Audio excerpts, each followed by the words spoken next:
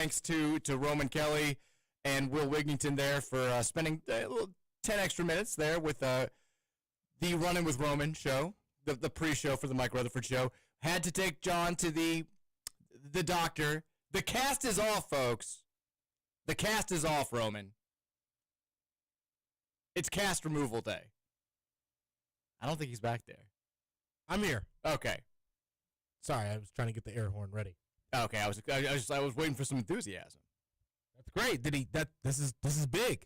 So is he gonna go back to normal behavior, or does he know that? Well, he's gonna have to get. I think he's gonna have to get a little secondary cast on before we leave. I don't know.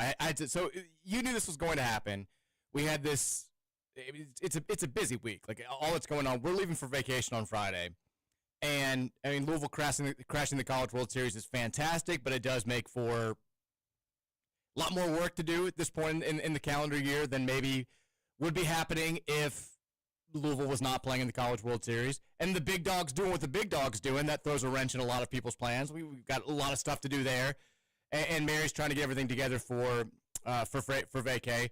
And she had a huge meeting this afternoon at 2 that she had to lead. So this is the way that it worked. So we both went to the doctor. She took the other car. She set up her work office in her car so she could lead this call for her job while I go in there and take John. And knew was going to have to miss some part of the show. Wasn't sure exactly how much. Was hoping to be here by 3 at the latest. Thankfully, it didn't take quite that long. But she came in when she was done and then took over. So I was there when he got the cast off. And then we both stayed when he got the x-rays, and then I left. So she's going to text me and let me know exactly what we're looking at. Potentially looking at like a secondary cast. It'll be waterproof, though, which is good for vacation. He doesn't have to sleep. But, so he was awesome the entire time. Was very happy to come in. Not really nervous about anything, and was very brave. They had to bring the saw out and saw off the cast. And I remember being terrified at that. I mean, it's loud. They told him, it's kind of like if mommy's making a smoothie. It's the blender sound. But yeah, he's staring right at the saw. But he was great. I apparently asked the doctor if it was going to cut my arm. I mean, it's a reasonable question. If you don't know what's going on, I'm terrified that it's going to he's going to jerk up and. The whole saw is going to just cut through and you're going to start seeing blood fly everywhere. I'm terrified about it. But so what did you break where you had to have a cast? Left arm twice. Okay. At Virginia's age. Okay. So I don't know how much of a recollection you have of this because I've never had I've never had to have a cast on anything besides a finger, and I guess that was just a splint. But the only part that threw him was you get the cast off, and they say your arm feels like it does if it's asleep. It's very tingly, very just feels straight. I mean, you've had a cast on very tightly for the last 4 weeks, and the look on his face was just oh no, and I felt so bad for him. He's looking. We're it's okay, buddy. It's just gonna feel. And he was is it ever gonna feel the same? He was he gets his cast off. He's thinking okay, the worst part's over. I'm good to go. And then his arm feels completely different than it ever has in his life. And when you're 3 years old, you have no idea this could be the rest of your life with your arm feeling like it's asleep. And he's got this little sad look on his face, and I felt so bad for him. We're no, just give it a few minutes. It's gonna wind up feeling fine. So then they took the X-rays. We're gonna see. Mary's gonna text me and let me know what happened there. But the big bad cast is off. Finally, no more bathing with this ridiculous cast cover. No more being terrified of him getting out there and not being able to play in the rain and stuff like that. And he was doing pretty well, but there we go. There it is. The cast smelled like absolute crap. I mean, I've heard people talk about it before. I got a whiff. I was oh my God. I mean, it was something died inside the cast. That was very, very bad. But do you have any, when you're 5, 6 years old, it's tough to, I think everyone kind of doubts if you've got legitimate memories or maybe memories that have been formed over time. Do you remember the whole experience at all? I remember I remember picking out a green cast because I broke it twice and I got the green cast twice. It was my favorite color. Knew I was getting it. Kind of excited to go get it the second time. But I remember the first time being so nervous on the drive there if they were going to have a green cast. That was the thing that got you going. Yeah. If they don't have green, what am I going to do? And that was the biggest issue I could have been handling at the time. Kids are so funny. And then that's the only memory I've got. I remember being in the hospital. In my head, it was super fancy. It's Futurama-esque looking advanced technology in my head, it back on the memory. Obviously, I'm sure it was just a regular hospital. It was Yeah. like '04 or something like that. And then the memory of like seeing that saw and like, because I think I'd seen enough power tools or just tools to know that that is not something I feel like she was supposed to go in my skin. I remember feeling that and thinking I was going to get cut. Like, The thing's huge. you have to cut my skin to get this off. And they're like, no, it's not what's going to happen. Sigh of relief when I didn't get cut. He handled it well. He did very, very well. We'll see how it goes from here. It's a period of change for both the Rutherford children. I get home last night after the radio show.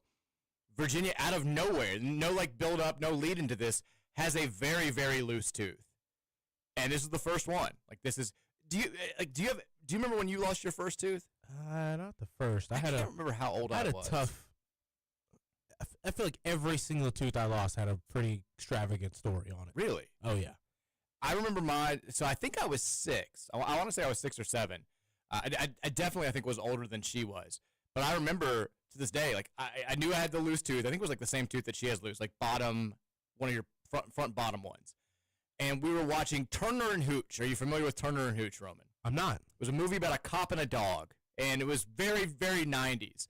So we're watching Turner and Hooch. I'm eating an apple, not thinking anything of it, and about like halfway through the apple, I just like I feel that my tooth is gone, and I'm like, oh my god, like where is it? What happened? What happened? And like we find the tooth just sticking out of the apple. That's how it came out. So we tried to get Virginia. Virginia ate 2 apples last night because she's not. You know, some kids. My niece Audrey. Oh, I've seen this once. You seen Turner and Hooch? Yeah. It's not great. You don't need to see it twice, but. My niece Audrey, she was like very scared about getting her tooth out and like what's going to happen, what's going to feel like. Virginia is like tugging on it. Like she's just like, she's ready for it to be done. She's like, she's coming up with new ideas. She's taking all suggestions. She just wants that tooth out of there because she wants that tooth fairy money. She wants that sweet, sweet tooth fairy money. And then she's heard that maybe on the first one you get like a little present with it. So she's all about getting that tooth out of there. She's just like, will not leave it alone. Like not scared at all. Just wants the tooth gone. But we're dealing with big change. No cast on John. Teeth coming out of Virginia. It's all happening. Kids are growing up. That's great. I don't love it. But that's what we're dealing with right now. Anyway. They're just getting closer to being professionals or something, Mike. They are. That's how you got to view it. They are. But yeah, we finally let the kids draw on John's cast at the end. They were very excited about that. Got some smiley faces on it. But yeah, I think he's going to miss the blue and green cast, but he's on to bigger and better things, and I think he's excited to not have to. The cover is what bothers him when he has to wear it in the bath. Like he doesn't complain about it, but I have found him like trying to like pull it down a little bit just to like push the rules a little bit. Like you can't get that cast wet, buddy. I'm very excited not to have that on. I'm excited not to get like just cracked by it in the face in the middle of the night either, which has happened at least 7 or 8 times. Anyways, we obviously don't have time to get into some stuff here. Did you guys not take a break? We did. We gotta go now though still. So I'm still good to go here. Okay. All right, well, we'll reset at the top of the 3 o'clock hour. We've obviously got plenty to get to today. Some recruiting news on the football side of things. More Vince Marrow fallout is happening. We're 48 hours away from Louisville's start in the College World Series in Omaha. We'll talk about that as well. NBA Finals back tonight. I know Roman's got some thoughts there. And, of course, your text on the Big X text line at 502-414-1450. Back after this here on 1450 The Big X.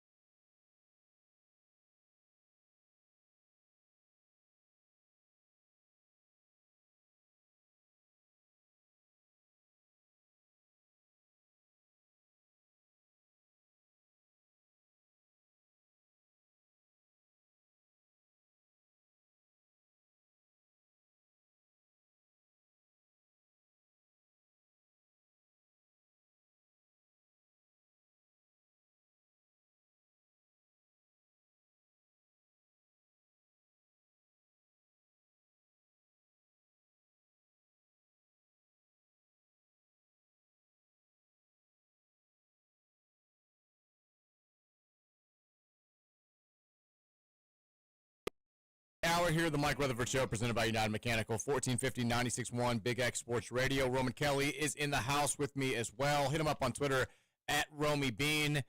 Follow him on Instagram. He just got the Roman Kelly name. He's no longer Roman LMFAO. Yeah. Just straight Roman Kelly. Just give me a follow now. Give him a follow there. I'm always fascinated now by what's going to be on the YouTube channel when I come in here. Apparently, Roush today needed to get a little bit religious. The video that's up is Time with God, instrumental worship music for prayer. That's what he was listening to while he was talking with TJ. This has to be Big Dog related. Surely. He's hurt. And look, a lot of people are casting accusations across this network. I don't know if you've listened to the Big X today. Folks have been saying, oh, the background of this computer in here just so happens to now be a picture of the Big Dog with a blue blazer but a bright red T-shirt on underneath. Clearly I would just like the record to say, I had nothing to do with this. Nothing whatsoever. I did not change this background, Roman. Really? Really. I would never do that. Michael Bennett's texting me and being like, this is mean. I'm like, I have no idea. This is the first that I'm seeing of it. Kersey Boy's not happy about it. I had nothing to do with this. Must be a U of L fan on the cleaning crew. I have nothing to do with this. Maybe Roman came in here. That's not me. Maybe Will Wigington came in here, just broke in. Trevor just broke in. Who knows? It was not me. I didn't do this. You can see it on the YouTube cameras, I guess, maybe. Maybe I'll show you. I'll show you the background on the YouTube cameras. We got lots to get to today, obviously. I want to start off with a question for you, Roman. Okay. So, many people have noted, I mean, even before we punched our ticket to the College World Series, about how this was the first time in a long time where the big sports at Louisville, and really like Louisville athletics across the board, are in a stronger position now than they have been at any point since the trouble started. All at once, yeah. In the fall of 2015, basically. If I asked you this, and I'm asking you this now with the knowledge that, I mean, Louisville's already in the College World Series. I've got three questions for you, or I guess three choices for you. And I want you to tell me which you think is the most likely to happen. Louisville's the seventh choice out of 8 teams to win the national title. Still, they're there. They're 5 wins away, essentially. So is it more likely that Louisville wins the College World Series in baseball right now, goes to the college football playoff next fall/winter, or goes to the Final Four in men's basketball? Doesn't have to win the national title, but go to the Final Four. If I told you I'm a genie from the future, one of these things is going to happen. You've got to tell me which one. Win the College World Series, go to the playoff, go to the Final Four. Yes. Which is the one that happens in the next 10 months? Oh, Mike, that's tough, Mike. It's tough because we just knocked off the number 1 team. We just knocked off Vanderbilt. We did. If Louisville plays their best baseball, they can beat anybody that's left. They can. That's still technically the hardest thing that you just named. You think so? Maybe no. The Final Four is extremely hard to make. It's a blessing to make a Final Four ever. I agree with that. I think we're going to be better than SMU. I think we're going to be the second best ACC team. I think we're going to beat Clemson. Mm-hmm. I'm going to say making the college football playoff, Mike. I'm sorry. Really? I think Louisville, I could see Louisville being one of the Final Four teams, like not even making it, losing after the second game and not winning another game down there over there in Omaha. I wouldn't be surprised. Like, if what we get, one bad pitching outing and you've got to go to a bunch of bullpen guys and the bats aren't hot that one game, Mike, and you're in a different pathway now. So it can still be really hard to winning it. When you first said it, my brain's like, oh, no doubt, winning the College World Series. And then I just started really thinking about how that's not easy to do. It's not. But we're already there. I'm not saying it's a lot more difficult when you haven't won the first game of the tournament. Exactly. We're already there, so it's not. Naturally, okay, my gut says win the College World Series. My logic says make the college football playoff. Win the College World Series is what my gut says. My logic says college football playoff. Interesting. I feel like how we stack up against all the other teams, I think we'll be easiest to say we're a Final Four team rather than guaranteeing, like feeling as if we can be confident in those other two. Mm-hmm. To me, college football playoff is the longest shot. Really? Yeah.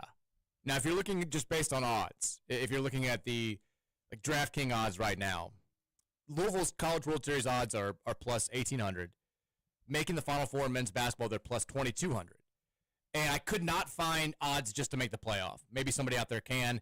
All I can find is national title odds in football. They're like plus 9,000. But to make the playoff, I would assume that they're like plus 2,800, somewhere around there. I go with College World Series, even though, like I said, we're probably the 7th shot out of 8 teams on the board. If you're power ranking the field, almost everyone's going to have you at 6 or 7. But you're there. And I think we know things that Louisville to make the college football playoff in the 2025-2026 season, Mike, is plus 275 on DraftKings. Just plus 275? Plus 275. Well, that seems very strange, that it's that much more of a... We're plus 800 to win the ACC championship game. Okay. So I was right, based on the betting odds. The betting odds say that Louisville making the college football playoff is the best shot out of those 3. I still think based on how they're gonna treat ACC next year, that shouldn't matter if we can go win it. We beat Clemson, Mike. I think we beat Clemson. We made the college football playoff. I'm sorry. I hate to be that confident in that ability when I'm the biggest.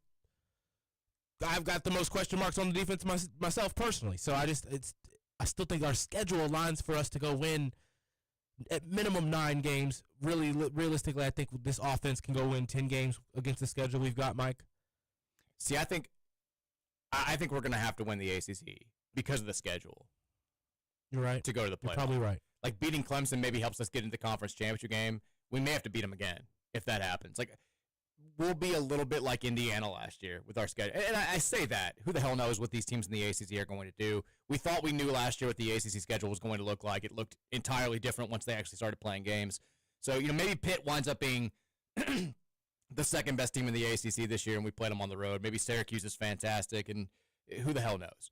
But on paper, I feel like because this is the worst non-conference schedule we're going to have in a long time, and the worst non-conference schedule that we've had in a long time, especially when you take into account now people predicting that Kentucky's not going to be very good. So if we go like 10-2, but don't make the ACC championship game, there's no shot that we're going to make the playoff.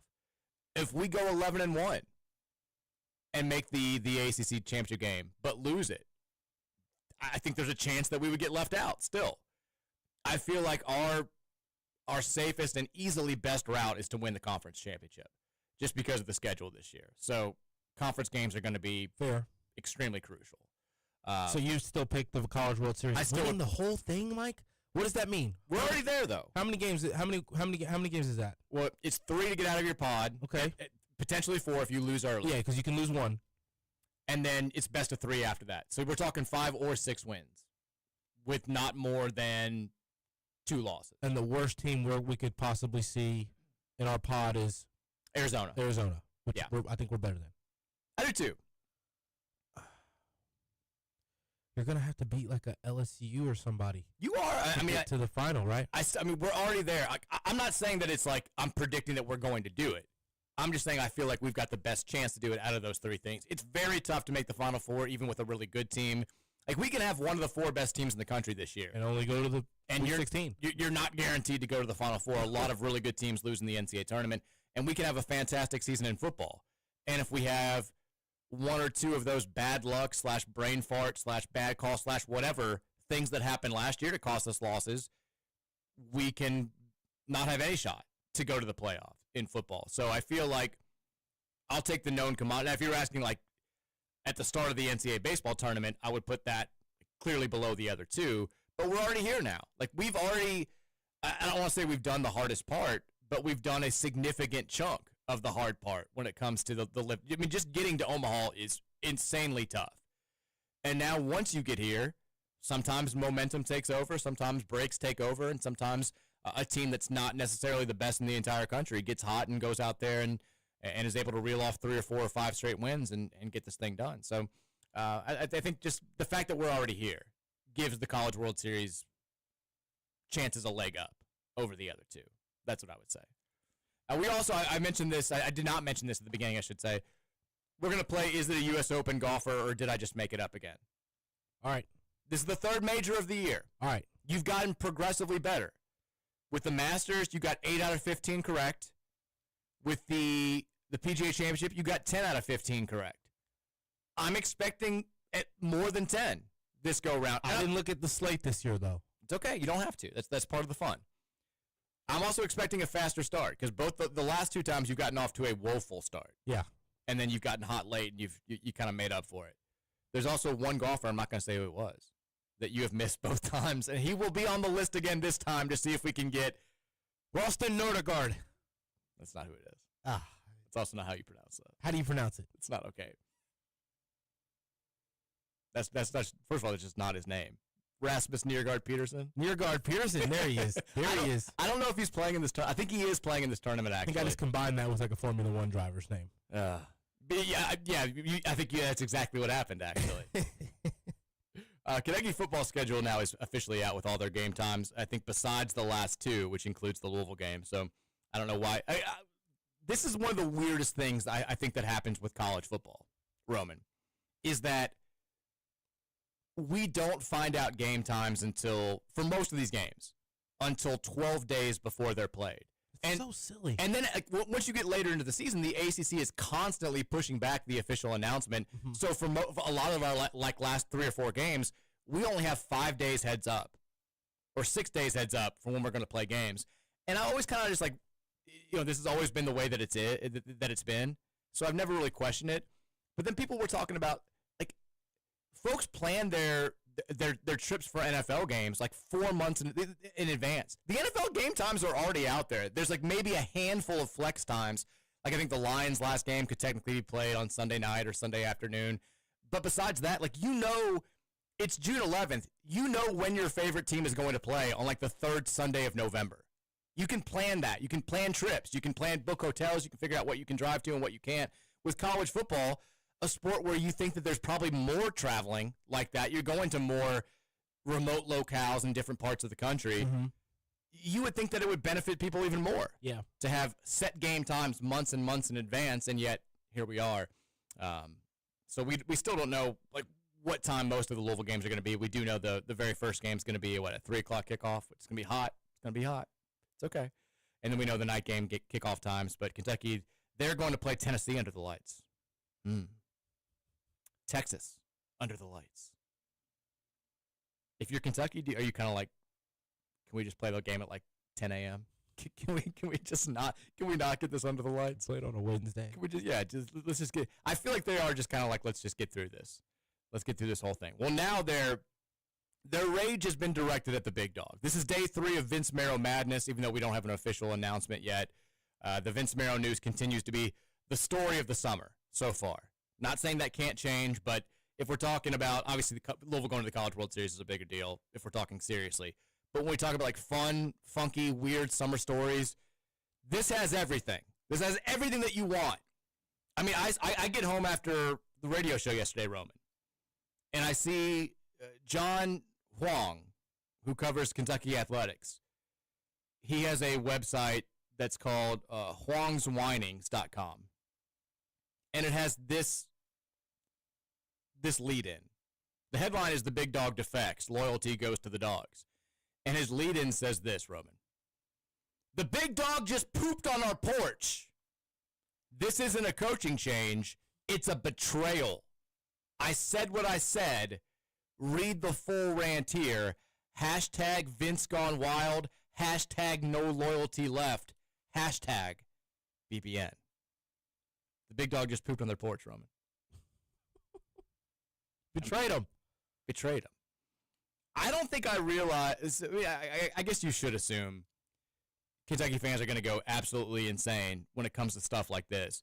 But usually it's with basketball. The football program, when it's good, it certainly brings out the big-time BBN personalities.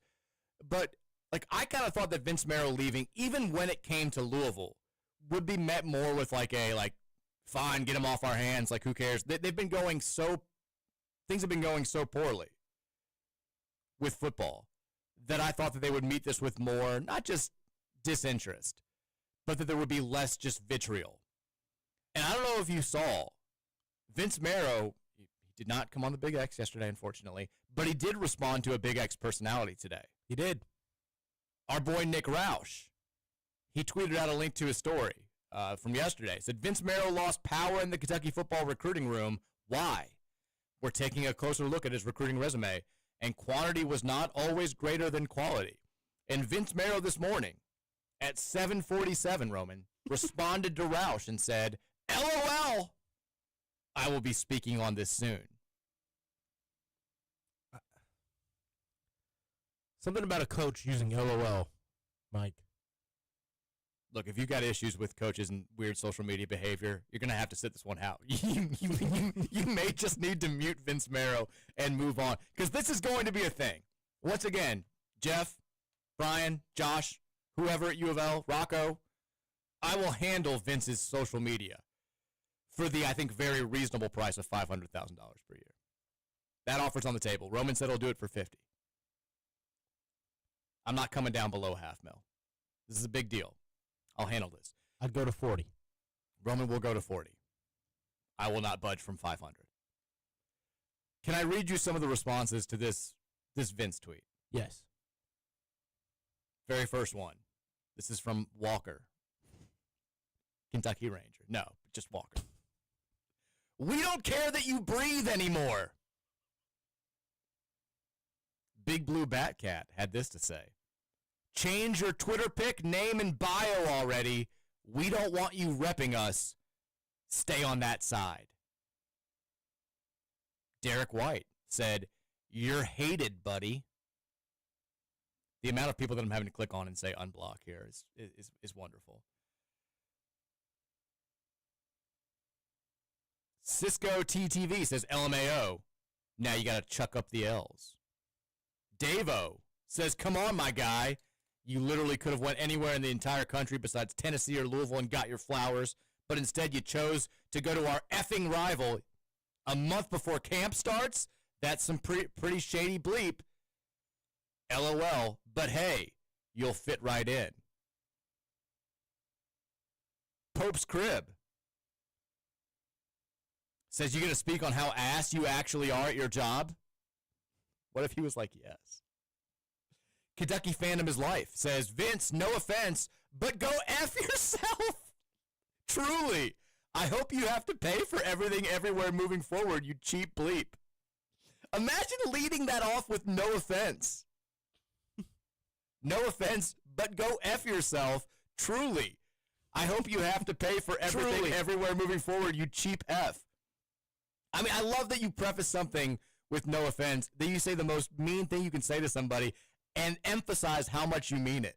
But no offense. With a mediocre inconvenience. Vivix Pump and Go says, you broke up with your girl, man.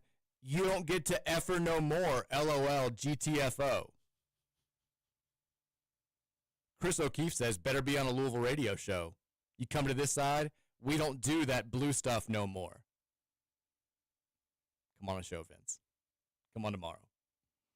I mean, the responses go on and on. Change your Twitter handle, my guy.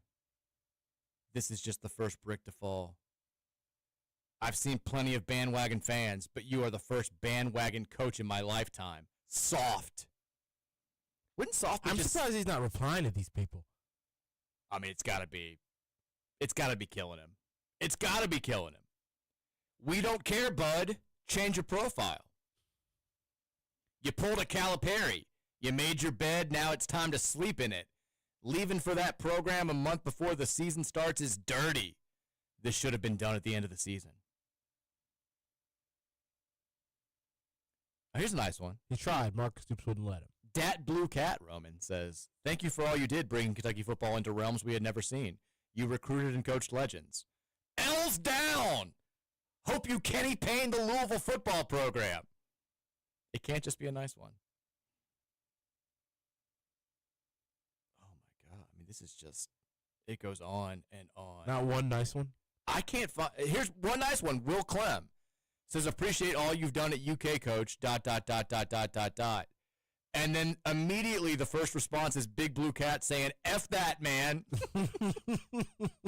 No likes on the original post. No need to speak. You made your bed, now lay in it. By the way, Louisville has a bed bug problem. Only person I know with bed bugs got it from the Mark Pope fantasy camp last summer. Just saying. That's a true story. Go F yourself. BBN ain't listening. Here's one good one. Matt says, no need to explain. There are always two sides to a story. You made the decision that was best for you. It is what it is. Go Cats. Only one response. Davo says, Matt, don't be so soft, bro. You got to hate the man. I mean, the hate is just flowing, Roman. I am like I'm a bit surprised. I guess because it's going to the rival, but at the same time, like, let me say, is that all it is? I don't blame them for not doing the wish you well thing. If we had a coach that was, I mean, he was beloved there. He was a key figure in the middle of the success that Kentucky football was having just a handful of years ago. And, you know, he ribbed the rivals. He brought them big-time recruits. Everybody loved the big dog. He and Matt Jones were boys. I get why it hurts to see him go to your arch rival. If we had somebody who was treated here the same way, and he went to Kentucky, I wouldn't say, like, we need to say, like, middle fingers up, like, F you, no offense, but, like, I hope you die. Like, you know, we don't need to do that. But I also wouldn't say we have to say we need to wish him well. He's going to our arch rival right before the start of the season. It should be like, you know, move on. Well, yeah. I am surprised, though, that there's been so much, like, anger and hurt. Just because, like, do you really think that this season would have been different if Vince Marrow had stuck around? Because the answer is no. So this all has to be based, I think, I'm sure that they would disagree, I feel like it's all based on the Louisville element of this, which is not just him going to Louisville, but him going to Louisville at a time where it feels like Kentucky and Louisville are two ships passing in the night. They are on the brink of a complete collapse at this point, and we're doing what I think they all were afraid we were going to do when Jeff Brom got hired. And it stings even more when you see this guy who's been integral to your success seeing the same writing on the wall that you do, and not just acknowledging it, but going ahead and jumping ship to the other side. I think that that's where, because like I said, Kentucky football wasn't going to go from 4 wins to 7 wins this season if Vince Marrow had stuck around. But him jumping ship to your rival, it's not just a sign that the end is near. It's a sign that he believes that Louisville's going to do good things moving forward, and they can deny that. But I definitely think that that's at least near the center of all the vitriol that you're seeing online. Because otherwise, why would you care? If we were going to suck with him and be like a 5-7 program and not continue to move forward, why would you feel the need to be like, F you, Vince? You know, what it'd be like, you can have him, Louisville, who cares? You're still going to suck. But we whooped their ass last year on their home field. We've won 19 games the last 2 seasons with Jeff Brom. A lot of people think we're going to be a top 25 team again this year. There are reasons to be upset when you see a guy like that jumping ship to your arch rival. I feel like that's where this is all stemming from. Is that fair, or am I just being a homer, hater, rival fan? I think so. I think that's, I mean, the actual, like, hate and hurt can't come from what you thought the season was going to be. The books think you're going to win 4 games, maybe 5. Mm-hmm. And there's only 3 games you can confidently say you have a great chance to win. What about that? I mean, that's not Vince Marrow's fault. That's not going to change in 1 season or even 2 seasons. So it's the fact that he went to your rival when your rival's doing well. How do we feel about this now 3 days in? I still feel like Louisville fans are kind of all over the place. We love that it's sending Kentucky fans into crazy stuff, but like he's still like he's responding to Roush on Twitter. He's apparently texting Matt Jones. I saw Baxley RJR on Twitter was like, "Big Dog texting Matt Jones has got to stop once he gets his new gig," and Matt just quote tweeted it and said like, "Ha ha ha ha ha," basically implying that like we're close friends. We're not going to go anywhere anytime soon. And it seems like a silly thing. It's a legitimate thing around here, especially when you've had issues with people leaking very, very secretive information around these parts to big-time UK media folks, particularly Matt, over the years. I understand. I'm sure Jeff Brom sees this or hears this and is like, that's ridiculous. Like, this is not an issue. I promise we're going to take care of it. I don't think you can blame Louisville fans for being a little bit sensitive when it comes to this sort of thing. We've gotten, Kenny Payne was overly sympathetic to the other side and was awful here. We had people that I think were high ups in the administration, we still do if we're being honest, who are overly sympathetic to the other side. And now we've got a coach who has been, he had KSR members at his wedding. At a time when it feels like we've got everything going for us and they've got nothing going for them, I can get why people would be a little bit apprehensive. If I'm being straightforward, I'm a little bit apprehensive when it comes to that sort of thing. Is that fair? I think so. I don't want the big dog, at the slightest hint of getting upset with something that Jeff Brom does, running off and telling Matt Jones, like, hey, just so you know, like, this recruit's going to leave. He's unhappy at U of L. Get used to it. I just don't, it feels like an unnecessary dose of drama from a head coach that was, mostly positive drama, but certainly was full of drama while he was in Lexington. I feel like this is a drama-free staff, and yet here we are. We also had the news today. These two things clearly are not connected at all, but we did have a decommitment from the class of 2026. Cavante Hugan, who's a defensive lineman, a top 500 prospect in that class, committed back in March. He announced that he's decommitted. He is a 4-star, high 3-star, depending on what site you're looking at, from Sarasota, Florida.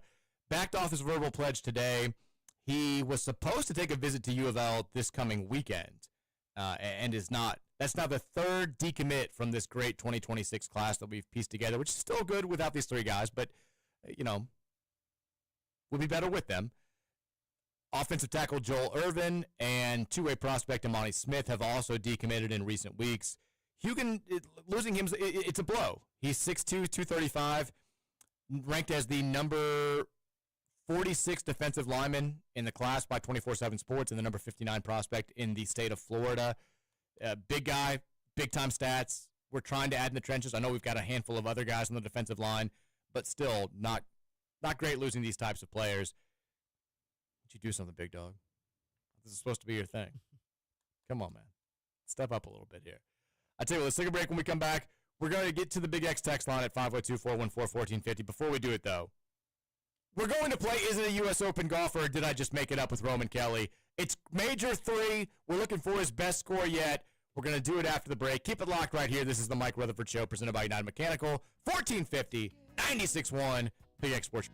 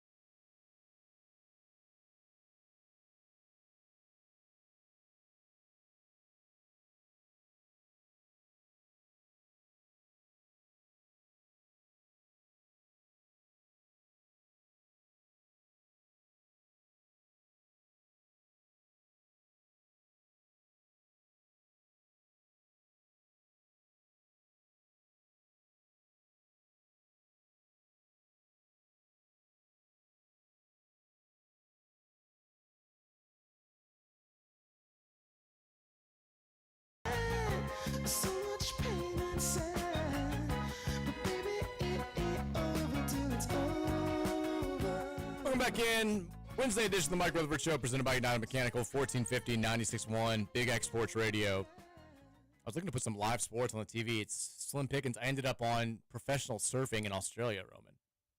I love surfing. These guys are great. You know how to surf? I do not know how to surf. I'll teach you. I've never tried. I can't imagine that I would be good at it. I'll teach you at Abelson's wedding when we jump off the cliff. Well, okay. we're gonna jump in and then just immediately start surfing. Yeah. I love your idea for this bachelor party. I feel like it's a combination of a million different movies. I'm going to try to go all out here. It's my best friend. We got to go out. We got to go crazy. These guys are great. I'm not putting the Reds game on. This is why we didn't talk about the Reds. I tweeted about it one time last night, and it ruined the whole damn thing. Just don't say another word. Well, I mean, I feel pretty confident I can talk without ruining the potential for a win when we're down 11-2 in the top of the ninth. Reds' 5-game winning streak appears to be coming to an end. We are the Ohio Cup champions, though, Roman, for the first time in, I think, like 12 years, which is the series that Cincinnati and Cleveland play every single year. Ohio Cup champions. Probably the first time the Castellinis have brought a trophy back to Cincinnati. Outside of, like, Aristides Aquino, National League Player of the Month a few years ago. Shout out to the Reds. Still above 500. Proved we could do it. All right, we said we were going to do this before the break. We've done this now before the prior 2 major golf tournaments of the calendar year. Mm-hmm. Roman's not a big golf guy. He's learning. He's getting into it. So we're quizzing him with, is this an actual golfer playing in the U.S. Open, or did I just make this name up? We did this before the Masters. He got 8 out of 15 correct. We did this before the PGA Championship. He got 10 out of 15 correct. It's now U.S. Open time. Can we continue this improvement? I think we can. With more than 10. Maybe not, but hopefully. Are you ready for this? Yes. Name one. Is it a golfer participating in the U.S. Open at Oakmont tomorrow, or did I just make this name up? Jose Luis Ballester. Jose Luis Ballester. I'll go golfer. For the first time since we've done this, you've gotten number 1 correct. Let's go. That is a golfer. 1 for 1. Number 2, Donald Luke. Not a golfer. Donald Luke is not a golfer. Ha! 2 for 2. Number 3, Luke Donald. Luke Donald is a golfer. For the first time in 3 times. You have correctly ascertained that Luke Donald is a golfer. You missed that one both of the last 2 times we've played this. Not this time. Not this time. Is Luke Donald playing in the U.S. Open? Yeah, right? He should be. Surely. I didn't. He was one that this is the one that I just put in without making sure that he was in the field. He may not be in the field, but you got right. He's a golfer. I didn't want to miss it again, Mike. I didn't. Every other golfer I can tell you beyond a shadow of a doubt. Because I told you I was going to put him in. You just need to remember this. Lock it away. We're 3 for 3. Bud Cauley. Bud Cauley. Bud Cauley is a golfer. Bud Cauley is a golfer. He'll be teeing off tomorrow at 1:47 alongside Joaquin Neiman and Daniel Berger. We're 4 for 4. Sounds like a pitcher from the 30s. He 100% does. That's a good middle reliever right there, Bud Cauley. Alistair Sterling. That sounds fake, Mike. Alistair Sterling is not a golfer. There is an Alistair in this field. His last name is not Sterling, though. Oh, you tried to get me. Alistair Doherty is in the field. Alistair Sterling is a made-up golfer. You are 5 for 5. Number 6. Matthias Price.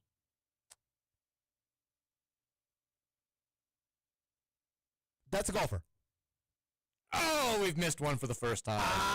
Matthias Price is not a golfer. Matthias Schmidt. Okay, I knew there was a Matthias. He is a Louisville product. He's not playing in the U.S. Open, but he is a very good golfer. We're 5 for 6. We're still doing very well. Hudson Hodge. This sounds like a buddy of yours. Not a golfer. It's kind of crazy that you said that.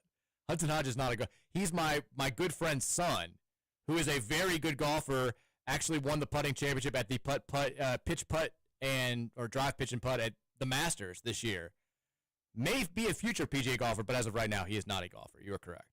I don't know how you called that. That's kind of weird. Sounds like a buddy of yours. Greg Hodge is his dad. Sam Burns. Not a golfer. Sam Burns is a golfer. Oh, is he any good? He is good. Sadly, you also missed this one last time, and I think you asked that exact same question after you missed it. Sam Burns just lost in a playoff last week. Damn near won the tournament. 4-hole playoff, got beat at the RBC Canadian. Did not the RBC Canadian, whatever the tournament was last week. You are 6 for 8. All right. Still on pace to set our new record. I'm feeling good. Frederick Lacroix. That's a golfer. LaCroix. You're pronouncing it incorrect, like the water. That's the drink golfer. It's correct. Frederick Lacroix Yeah. is an actual golfer. He's teeing off tomorrow at 12:30. If you could have said any name with that last name, and I would have said it was a golfer. Really? Yes. So I shouldn't have told you that, probably, because now you're going to test me next He's week. not coming. Yeah, he will not be on the. It's going to be the Christian British Open. LaCroix next week, and Christian I'm going to call LaCroix. him a golfer. Number 10. Michael Lasasso. Michael Lasasso? No. I feel like you're switching names again, Mike. Not a golfer. Unfortunately, Michael Lasasso is a golfer. Ah. Now this is sort of unfair because he's an amateur. So he's not. Like I would if you'd done this to me and said Michael Lasasso, I'd be like, no, that's not a golfer. Is he at the U.S. Open? He's playing in the U.S. Open. No, that counts. Then. But he's an amateur, so it's kind of cheating. But he is playing in the actual tournament. You've only missed 3 though. We're 7 for 10. Okay. Charleston Blair. Charleston Blair. Charleston Blair. That sounds like a different athlete, Mike. Not a golfer. Charleston Blair is not a golfer.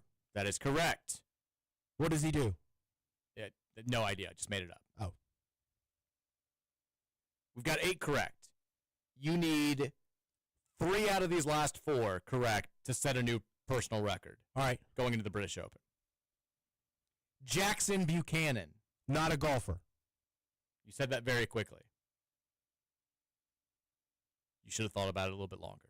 Oh. Jackson Buchanan, unfortunately, is a golfer. He's teeing off tomorrow at 8:57 a.m. alongside Zach Bashu and Lance Simpson, another amateur. Jackson Buchanan, not an amateur, though. You need all 3 of these correct. To break my record? To break your record and to hit 11 out of 15. All right. Sebastian Buchanan. Not a golfer. Sebastian Buchanan is not a golfer. That is correct. I know there's a Sebastian, right? I'm sure there is. It's golf. He's not playing in the U.S. Open, though. We need these last 2 correct. All right. The drama is high. I'm feeling good. I'm You getting can cut nervous. the tension with a knife right now. I'm feeling good. Eric Van Rooyen. Eric Van Rooyen. Eric Van Rooyen. Spell Rooyen. Rooyen. Not a golfer. Is that your final answer? Yes. Eric Van Rooyen, unfortunately, is a golfer. We need this last one correct to match your record and at least not go backwards here. Okay. Eric Van Rooyen, by the way, teeing off at 12:52 alongside Max Griersman and Matt Wallace. Last name on the list. We are currently 9 for 14.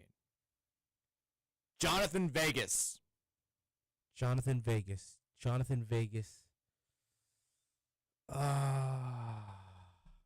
Not a golfer. Jonathan Vegas is a golfer. No. Yeah.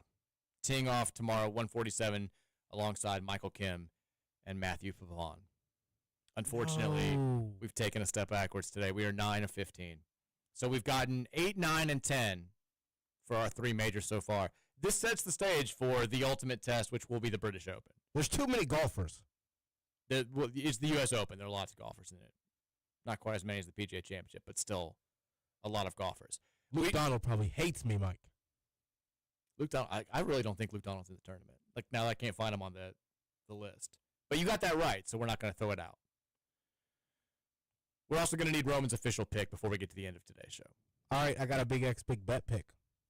It's a futures pick. Okay. Futures pick for the week. This is just a weekly bet, Mike. I'll add it to the record at the end of the week, though. Rory McIlroy did not make the cut. You don't think Roy played bad last week? Real bad. You also still are just getting his McIlroy not making the cut. Rory is not making the cut, Mike. That's pretty bold. Very bold. I'm not going to pick him to win. I do think he'll probably make the cut. But he was bad last week. Had like a terrible 8. It was rough. Oh, John, no more cast. Just got a brace for 4 weeks. Doesn't have to sleep or bathe in it. Boom. Looking happy. Looking good. So there we go. There's a video of Scotty Scheffler like bawling. No, I saw a picture of him hugging somebody, smiling.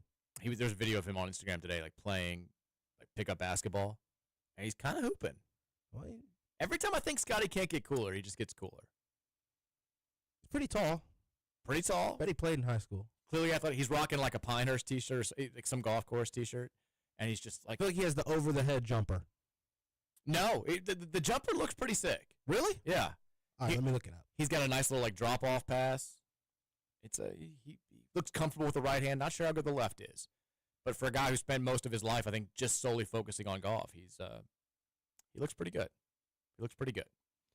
All right, 502-414-1450 is the Big X text line. What are your thoughts? If you got PGA or U.S. Open picks, throw them out there as well. Have you seen any of the videos from Oakmont, Roman? No. So the thing about this golf course is like the rough is almost unfairly thick. It's like the longest grass in the entire world.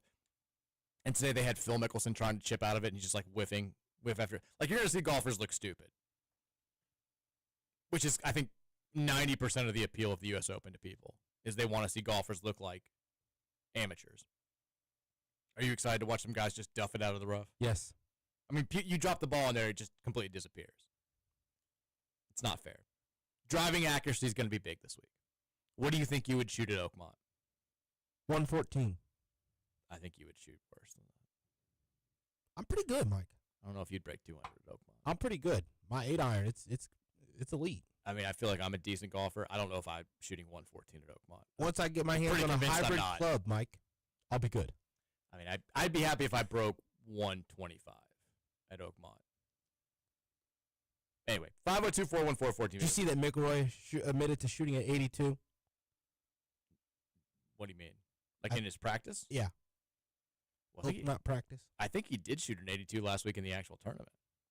Like he was terrible. He finished 8 over, didn't make the cut. Had like 2 triples in the same round. You're basically better than him. Nah, I did shoot a 79. People forget. All I'm hearing. People do forget that. Am I saying I deserve a green jacket? Yeah, kind of. That's my big takeaway. Texter says, let's get to the text line. There's a $700,000 pick six carryover at Churchill today. I did not know this. Should we put in a group pick six ticket, Roman? Let's do it. Like a $40 ticket, try to get lucky? I'm down. Patrick says if Roman had to play his own ball, I don't know if he'd shoot 114 at Woodhaven. I don't think he would. Golf's a hard sport. It's a hard game. I had a couple good drives. Well, I mean, that's good. It's still a very, very hard game. Texter says, what is this? Stephen, coming from a Trinity baseball alum, did you play for Coach Tompkins? Roush said you played baseball for Trinity. This is not for our show, obviously. I played for Coach Tompkins. His first year was my senior year. Texter says, sorry to everyone in advance about the long soccer text, but I got to rant about Pochettino. We haven't talked about this yet, Roman. Yep. I think you predicted that we would win last night. I predicted a scoreless draw. We got blitzed by the Swiss. We did. 4-0 at half. And then 4-0 at the final whistle. Texter says, Pochettino's got to go. He doesn't care about this job and is only here for the paycheck. He doesn't know the player pool and doesn't recruit any dual nationals. There's no better example than the Gold Cup roster as a whole and starting 11 he put out last night. Let's start with the wingers. There's no wingers in the Gold Cup roster at all, and we're still playing a lineup that uses 2 wingers. Last night, he just threw the Aronson brothers out on the wings and expected them to perform in a position where they haven't played. Then there's the fullbacks. The RB last night, Nathan Harriel was benched by the Philadelphia Union this year Why is a backup player in the MLS getting a call up to the national team? On the other side, Max Arfston is known as an attacking wingback for the Columbus Crew. Why is he playing left back? He was always going to get torched playing back there. I could go on more, but I think you get my point about Ponch. This is Kenny Payne levels of bad managing. Wow. Arfston didn't know what he was doing out there, Mike. I mean, I there was moments where I was like, I would know, I would do better. More so offensively because he's a pro athlete, but he didn't know what he was doing on either end of the ball last night at left back.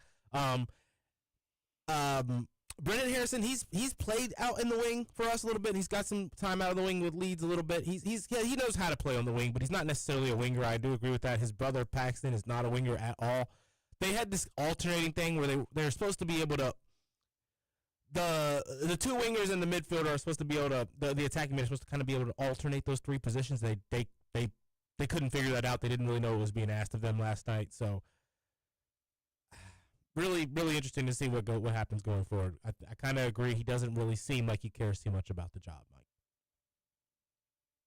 I texted you this last night. I'm now going to make the declaration on the air.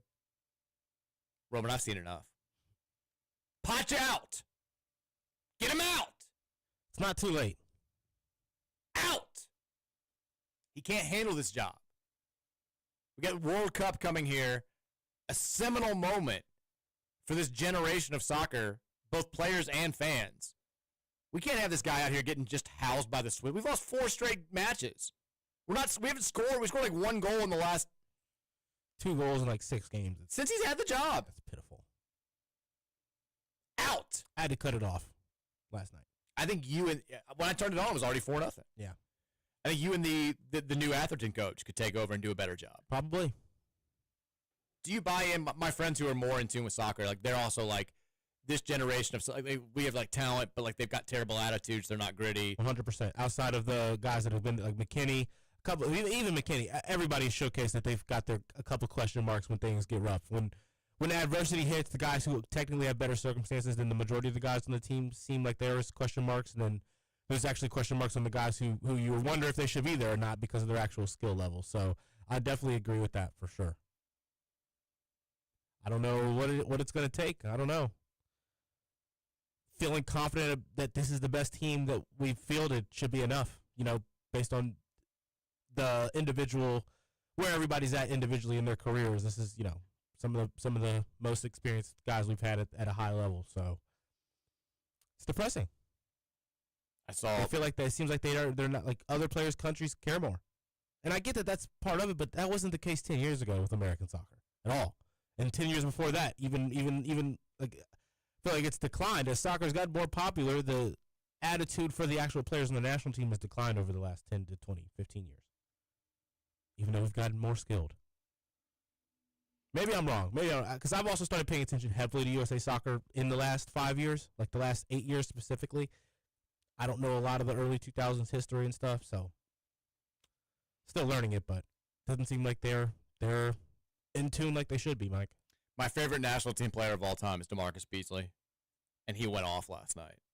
He was going nuts. He's just ripping people left and right. On what? Just the lack of accountability right now. Like what platform? He was one of the TV, somewhere on TV. I don't know if it was with like Fox Sports or if it was ESPN. I'll have to give it a look. That's my guy. DeMarcus is my homeboy. It was always my DeMarcus. my fantasy is he soccer the bald team. guy? Yes. Okay. Yes. Who's number 5, I think? No idea. But he was even when he was like not great towards the end of his career, like he was my guy. And my friends were like, there's no reason for DeMarcus Beasley to be playing. And Beasley I was shut the hell up. Yeah, he was washed. He's my guy. Out there. Still, it's my guy. I don't care. I remember Beasley. How could you not remember him? He's a legend. He's the best. But he was voicing his displeasure. But yeah, he was kind of already at the latter end when I started watching him. I'm gonna have to look into him or like where his talk stuff. He said at halftime. I guess he was on the actual coverage last night on TNT. I watched with no sound. Yeah. I don't even know what to say. I've never seen a U.S. team play that poorly in a half of football ever. That's my guy. Just calls it like it is. It was also his birthday just a couple weeks ago, apparently. I was actually at Mojito Havana last night. You been there? Yes. Big fan. And they're like there was because I asked them to cut the game. I walk in, they're showing highlights from the Netherlands game, or there were a rerun from the Netherlands game earlier in the day, and I'm like, hey, can we get the USA game on? And they're like, oh yeah, of course. And they like two of the guys tried to figure out how to put it on, and they're obviously just watching it from the host booth as I'm watching it.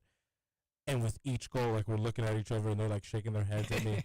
I'm like, yeah. I keep making that face, like the face I make when I go, it was rough. It was rough to watch. I think I agree with that statement. Definitely the worst half I've ever watched. It's so funny. Like I was trying to find the match after I got the kids down to sleep, or I got John down to sleep, and I see that Netherlands match on Fox Sports 1.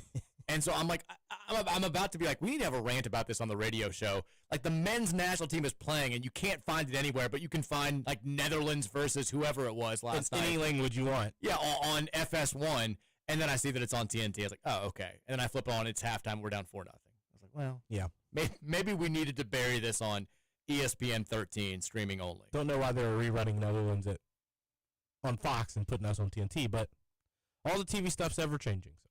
We are streaming on YouTube, and we do have a couple comments. Cameron Kelly said Mike shot a 79 at French Lick. That's right. A lot of people say that French Lick, the Donald Ross course, by the way, is basically tougher than Oakmont. So you shoot a 79 hybrid blue-white tees, it's basically the same as shooting like a 71 this week at the U.S. Open. I feel like I'm already 1 under at this point. Robert Holt said the big dog has made BBN unhappy. Boo friggin' who? Kyle says the golf game is my favorite game. We'll be back next month. Roman will have one last chance to get above 10 when we play it for the Open Championship, formerly known as the British Open. I'm still going to call it the British Open. This is a Twitter Sears Tower type deal. It's the British Open, for God's sake. I don't know why it had to become the Open. It's the British Open. Get over yourselves. I'm not calling you the Ohio State University either. You're Ohio State University. The U. You're Miami. Stop with this. Reds 5-game winning streak officially toast. Cleveland gets the win 11-2. Nice to have those guys, get one. Good for you guys.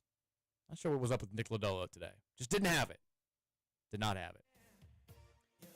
4 o'clock hour is up next. We'll take more of your text on the Big X text line, 502-414-1450. Keep it locked right here. Back on the other side here on 1450 and 96.1 The Big X.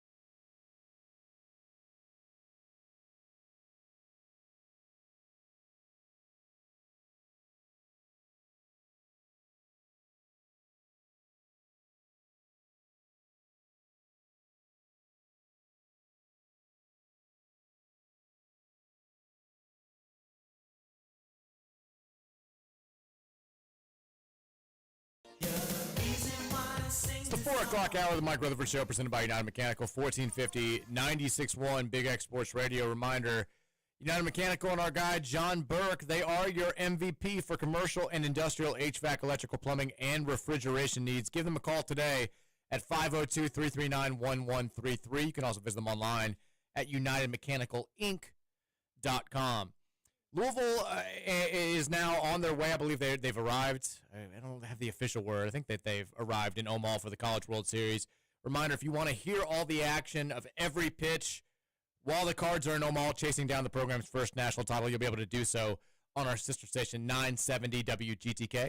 Sean Moth and Company, they'll have the play-by-play on Friday night starting at 7 o'clock. Pre-game, I believe, will kick off at 6:20 as Louisville gets ready to open up their journey at the College World Series against Oregon State. Expect the Beavers to be favored. Maybe expect some fireworks. ESPN will have the television coverage. Cards, win or lose, will play again on Sunday. Lose, they'll play at 2 o'clock in the afternoon in an elimination game.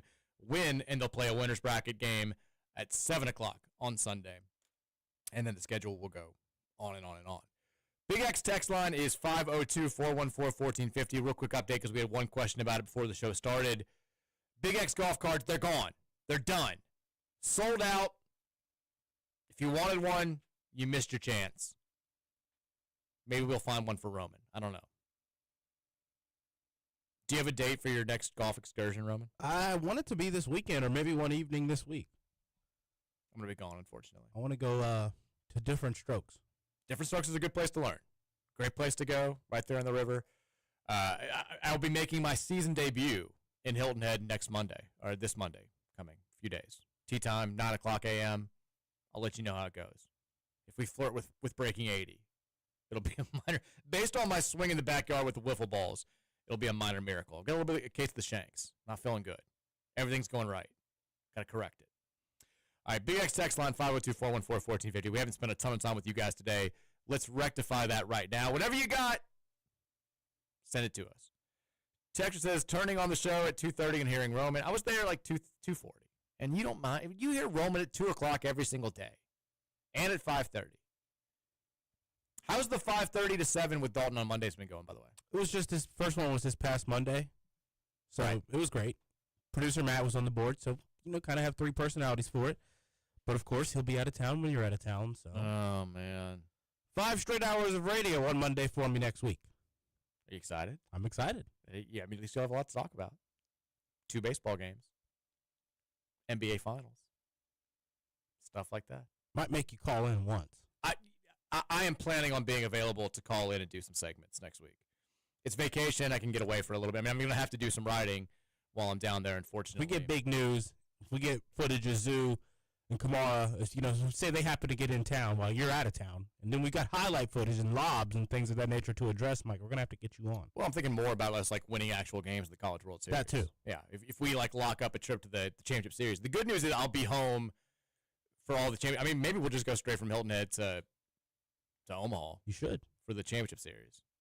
Saturday, Sunday, do the show out there Monday, win a national title. Let's make it happen. Hey, Mike, I know you normally don't take listener calls into your radio show, but would you be able to get Chris the Plumber to call in and provide his analysis regarding the BET Awards?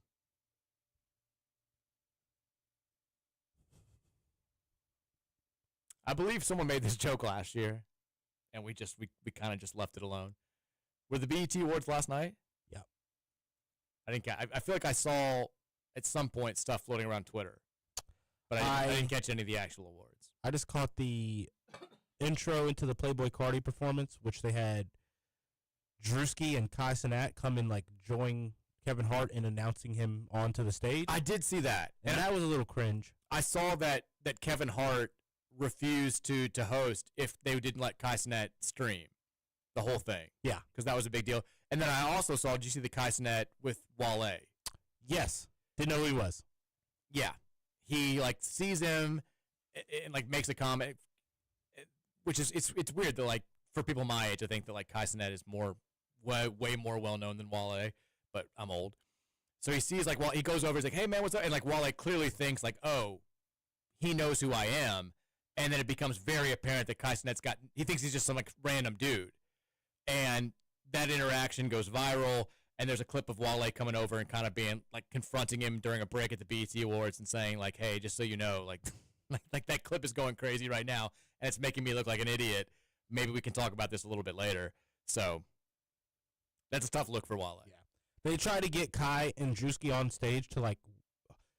Kevin Hart was so clearly trying to like create a moment that was the same exact kind of interaction that they have when they stream on Kai Cenat stream with the three of them, and you can't really do that on stage with people waiting for you to announce something.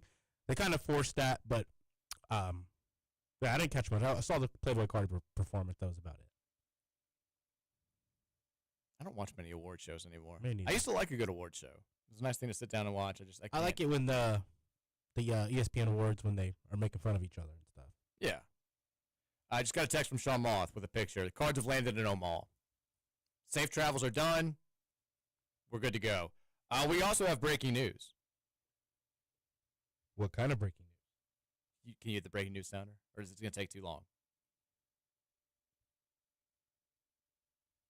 We got an ad.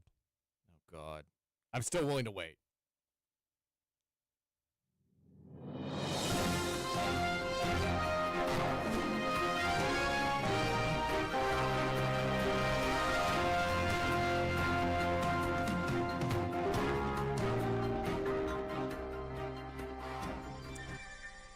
Via John Rothstein, Roman, the College Basketball Insider, the matchups for the 2025 ACC SEC Basketball Challenge have been set. Ooh. Louisville, as already reported here on your show weeks ago, will be heading south to face John Calipari, Kenny Payne, and the Arkansas Razorbacks. This is what we wanted, right? This is exactly what we wanted. This is what we wanted. I want this game. I'm ready for this game. It's going to be, like, Arkansas is widely projected to be a top 20 team. A lot of people have them in the top 15. Another great portal haul for them. I'm out for blood. I want this one. Let's go. The other matchups, in case you're interested, Florida at Duke is, I guess, the headliner, reigning national champions at everybody's favorite program. North Carolina at Duke, at Kentucky, I should say, is another big game. Virginia will play at Texas. NC State will play at Auburn. Clemson will play at Alabama. Oklahoma at Wake Forest. Now we're getting into like the games that nobody cares about. SMU at Vandy. Texas A&M at Pitt. Mississippi State at Georgia Tech. Miami at Ole Miss. LSU at Boston College. Virginia Tech at South Carolina. Tennessee at Syracuse. Missouri at Notre Dame. And Georgia at Florida State. Chance here for the ACC to make up some of its ground that they lost last year, Mike. 14-2 last year was that was bad. Imagine being one of those two losses. Should we predict each game right now? Yes. Please? No. Absolutely not. Louisville at Arkansas. So we now know, I believe, 7 non-conference games. We have the opportunity with the ACC schedule going from 20 to 18 this year to play a total of 13 non-conference games. We're playing against Kentucky at home, Memphis State at home, Indiana on the road, Cincinnati on the road, Arkansas on the road. Who am I forgetting now? Tennessee on the road. And then there's one more, right?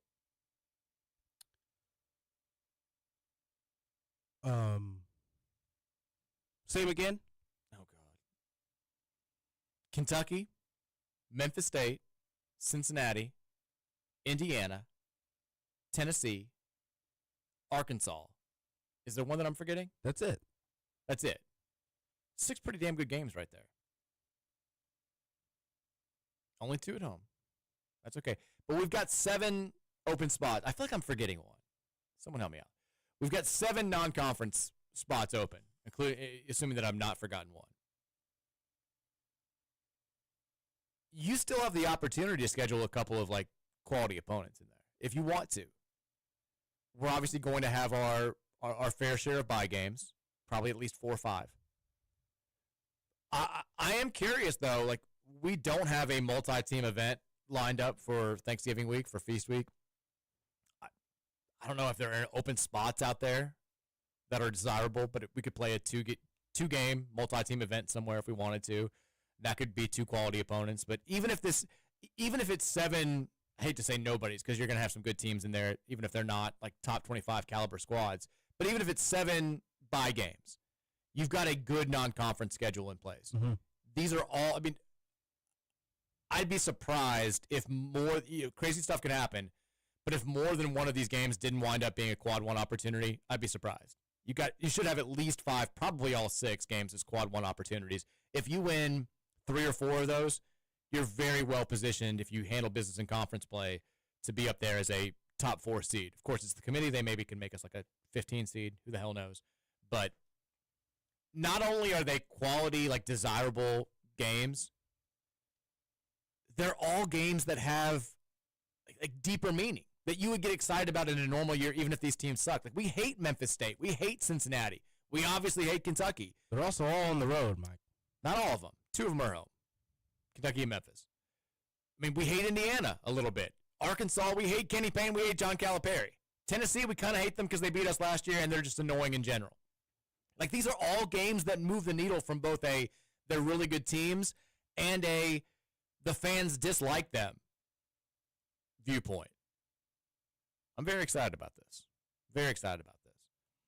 Terry said I'd be more excited if the Cards were playing in Arkansas at the Yum instead of Fayetteville. Well, of course. I mean, we all would prefer that game to be at home, but I still just like that they're on the schedule. Wish we could boo KP, though. I would love to boo Kenny Payne. My goal, I mean, the thing that will satisfy me in all this, I am desperate to see a goofy face smiling Kenny Payne after a loss, shaking our coach's hands. Because that was the thing that, like, I'll admit it drove me crazy.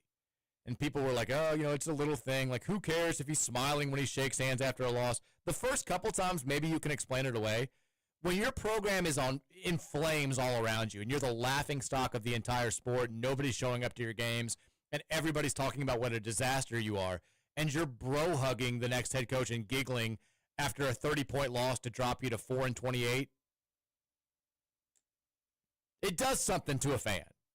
I want to see him have that goofy laughing face as he bro-hugs Pat Kelsey after we go down there and kick their ass. I want that to happen.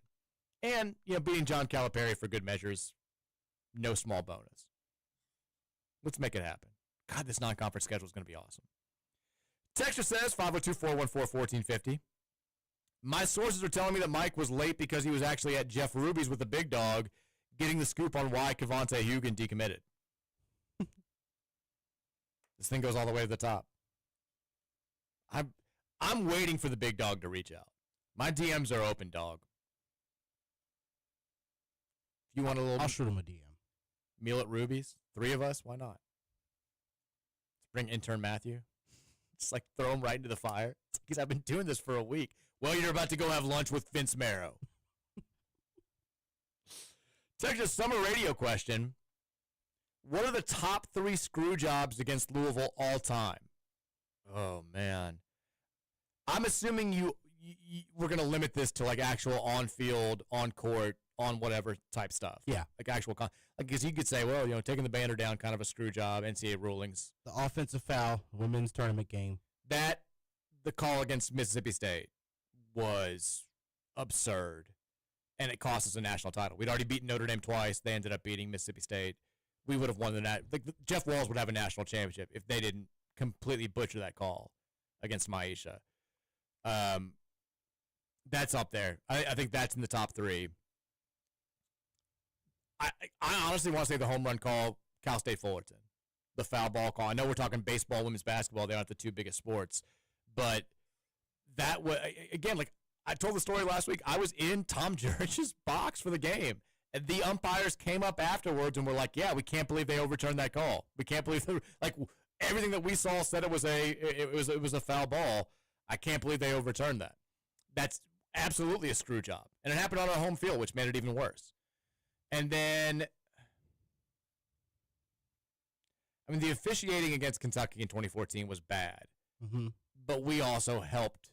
We aided in that down the stretch. Like, we still could have overcome that easily if we didn't have some guys just lose their minds.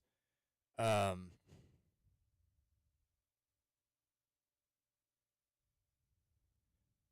Tim Duncan, Wake Forest, 96. I mean, I've turned it into a joke. It still does cut to my core. The fact that they gave him that continuation and one, didn't call him for walking, didn't call him for fouling out multiple times. That one was the third one. I'm missing a very, very obvious one. These are all kind of before your time, Roman, so I apologize. Mm-hmm. The unfair catch UConn football game. I know it. I've heard all about this one. I don't know much about it. I mean, I lost my mind. I remember exactly. It was a Friday night game. I was in Lexington, visiting friends that were living in Lexington. We went to a house party, watched the game, and kid for UConn, Larry Taylor, clearly waves for a fair catch. Throws his hand up over his arm, does the classic fair catch signal.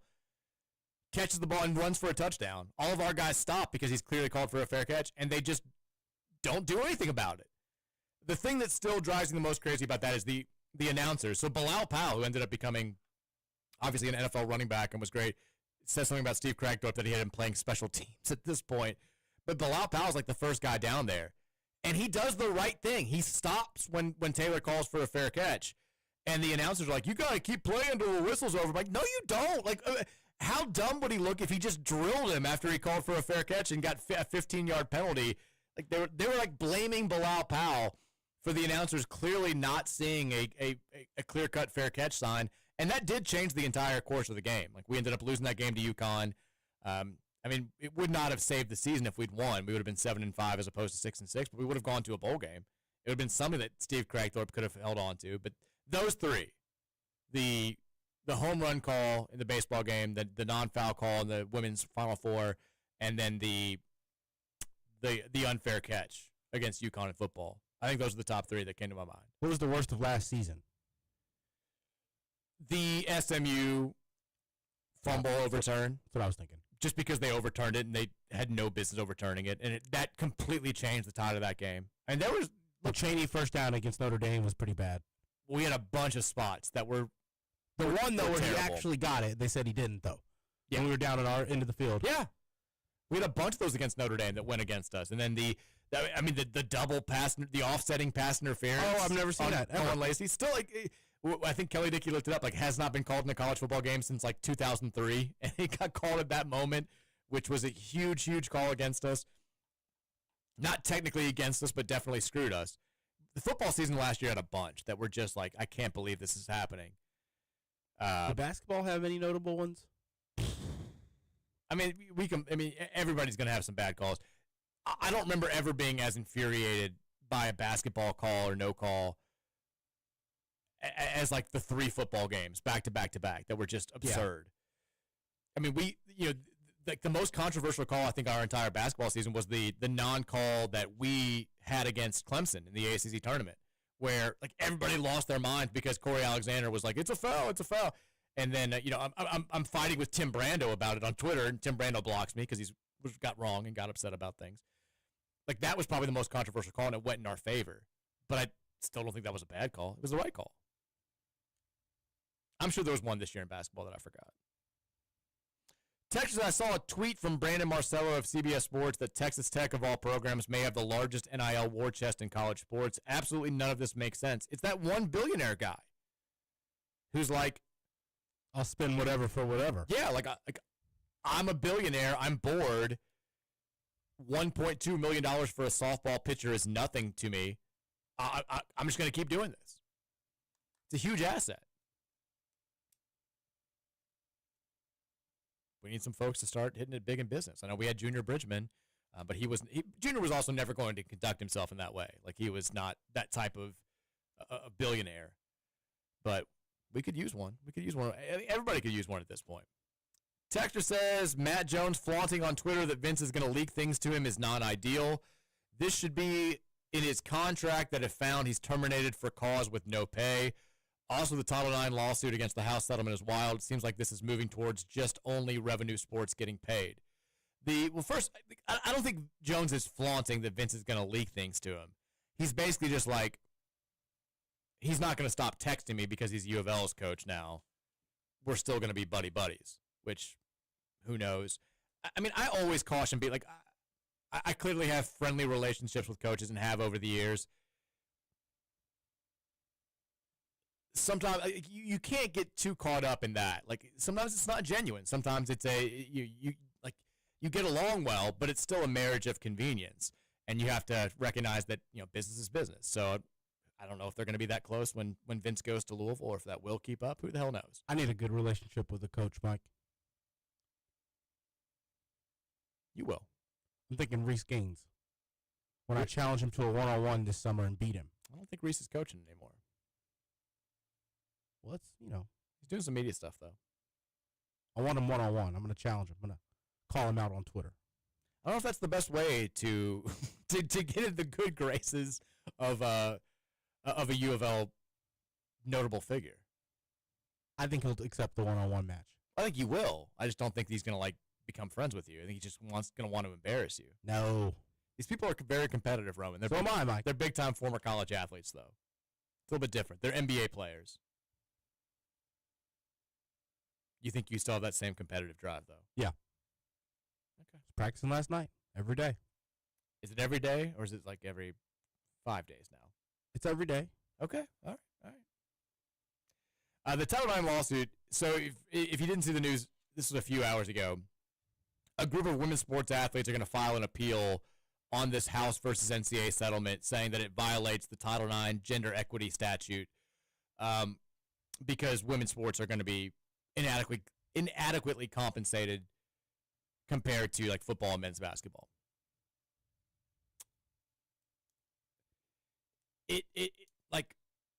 I don't know how that plays out. The settlement definitely seems to have created two classes of student athletes. One's the one that are going to receive the funding directly from the university, and two, the ones who aren't going to receive the funding from the administration and are going to be forced to go into an arbitration process that determines the fair market value for what they're going to get.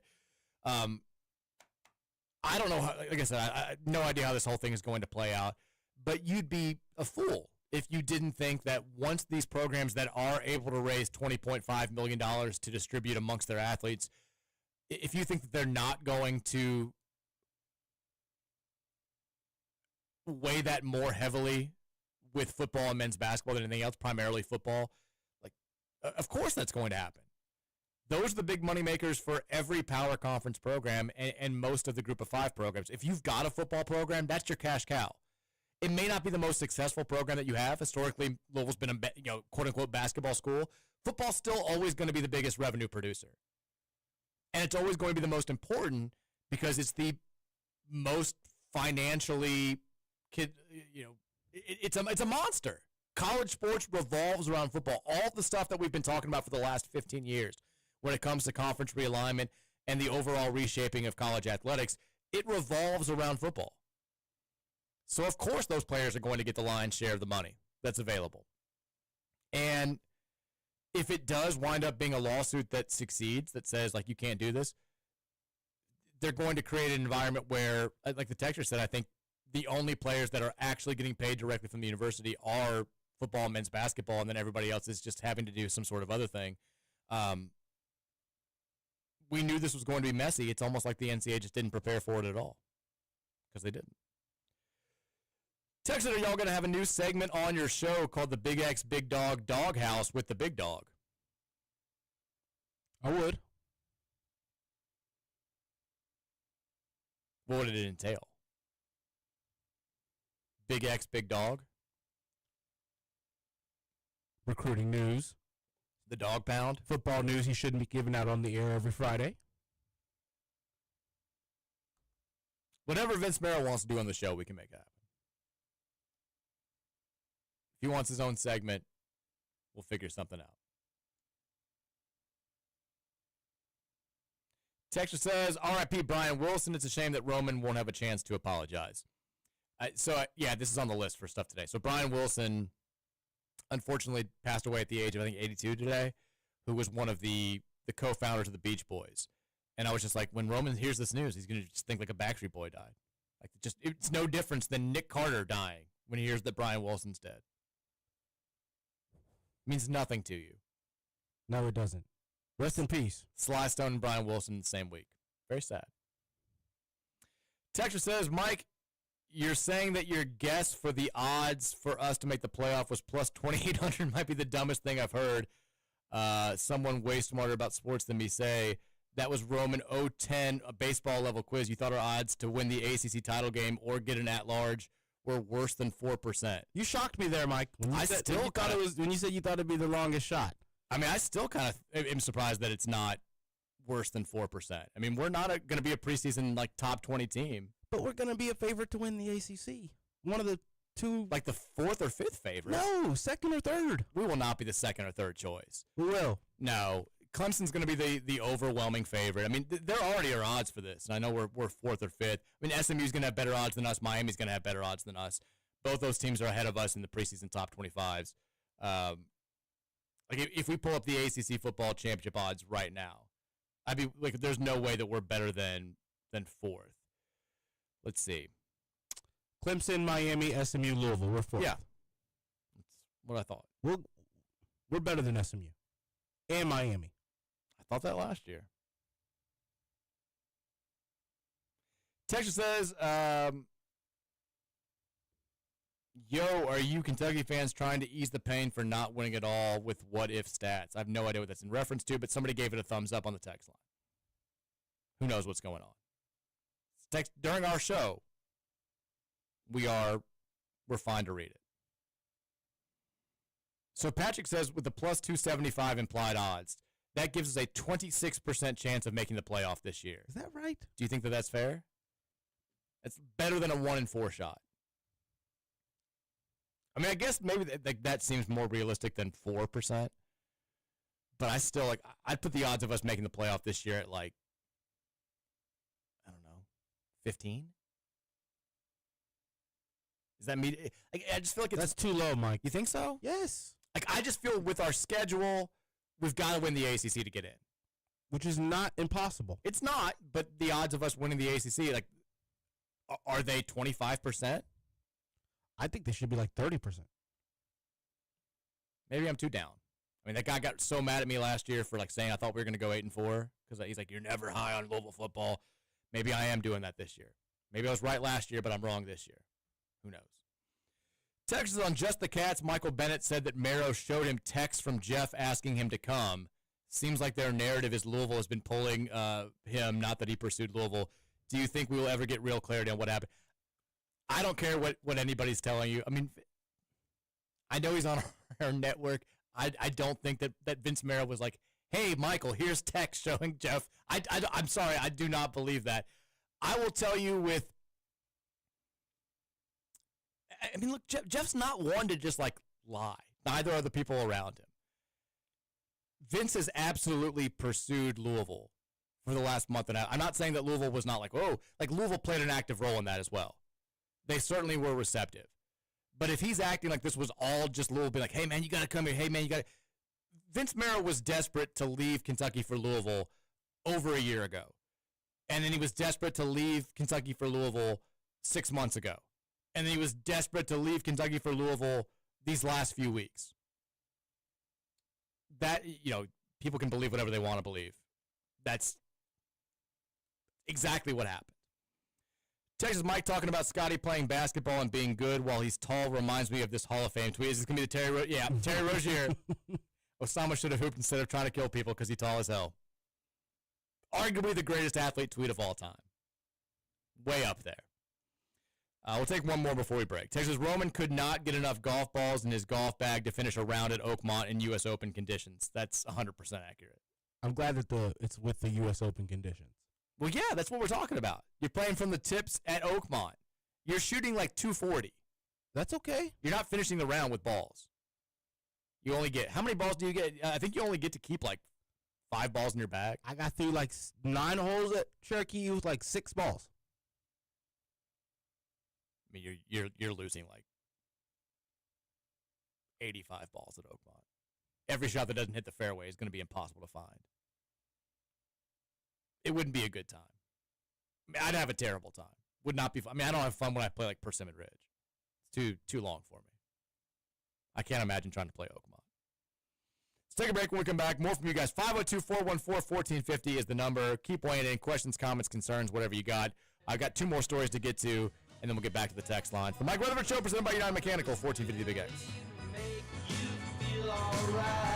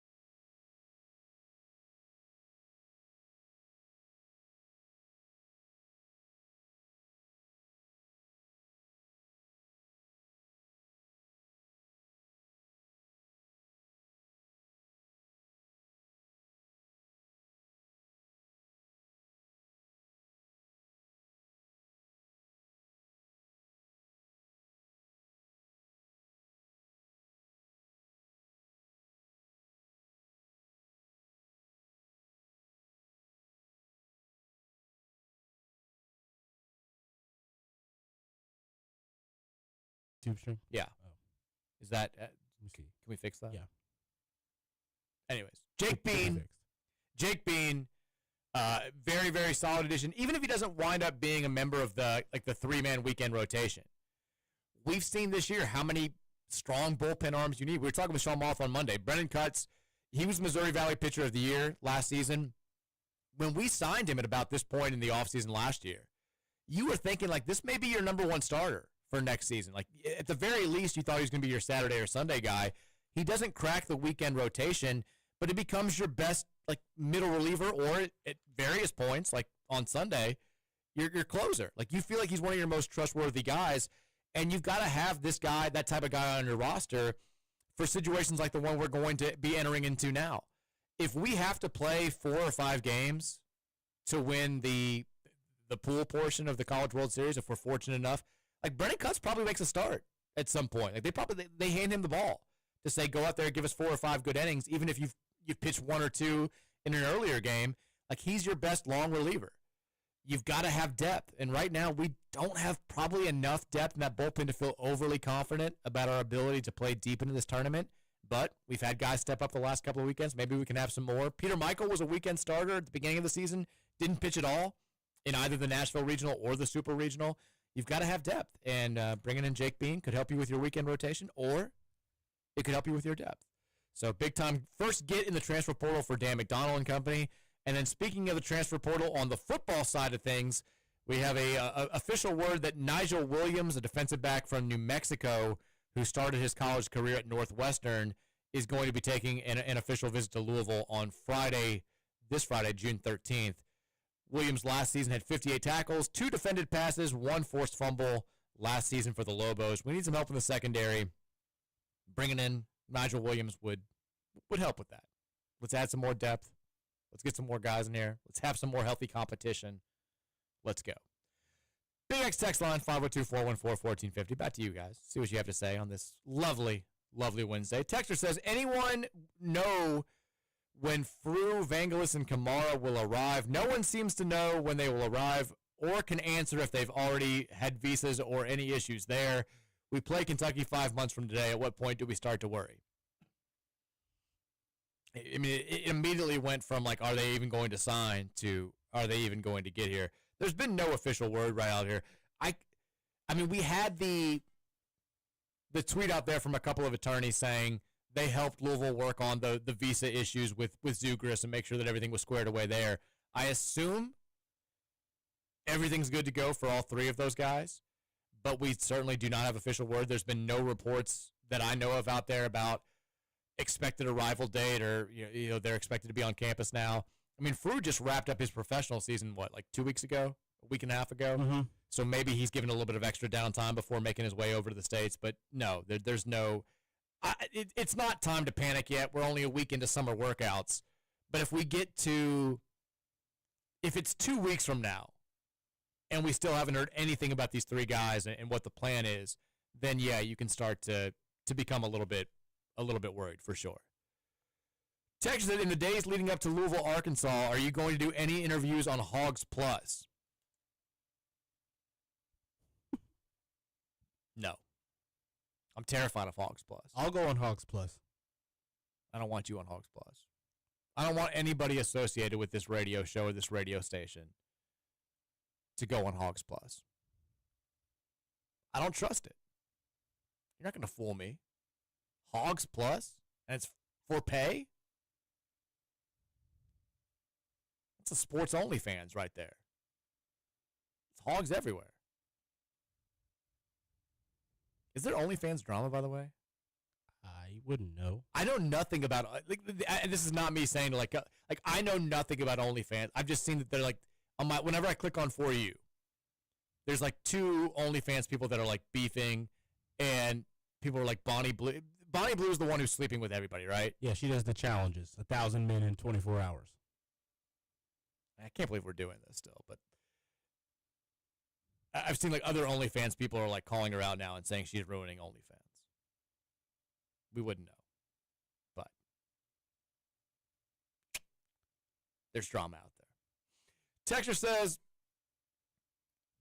I wonder if the big dog has ever thought about how it would be if the only way to get drunk was by eating.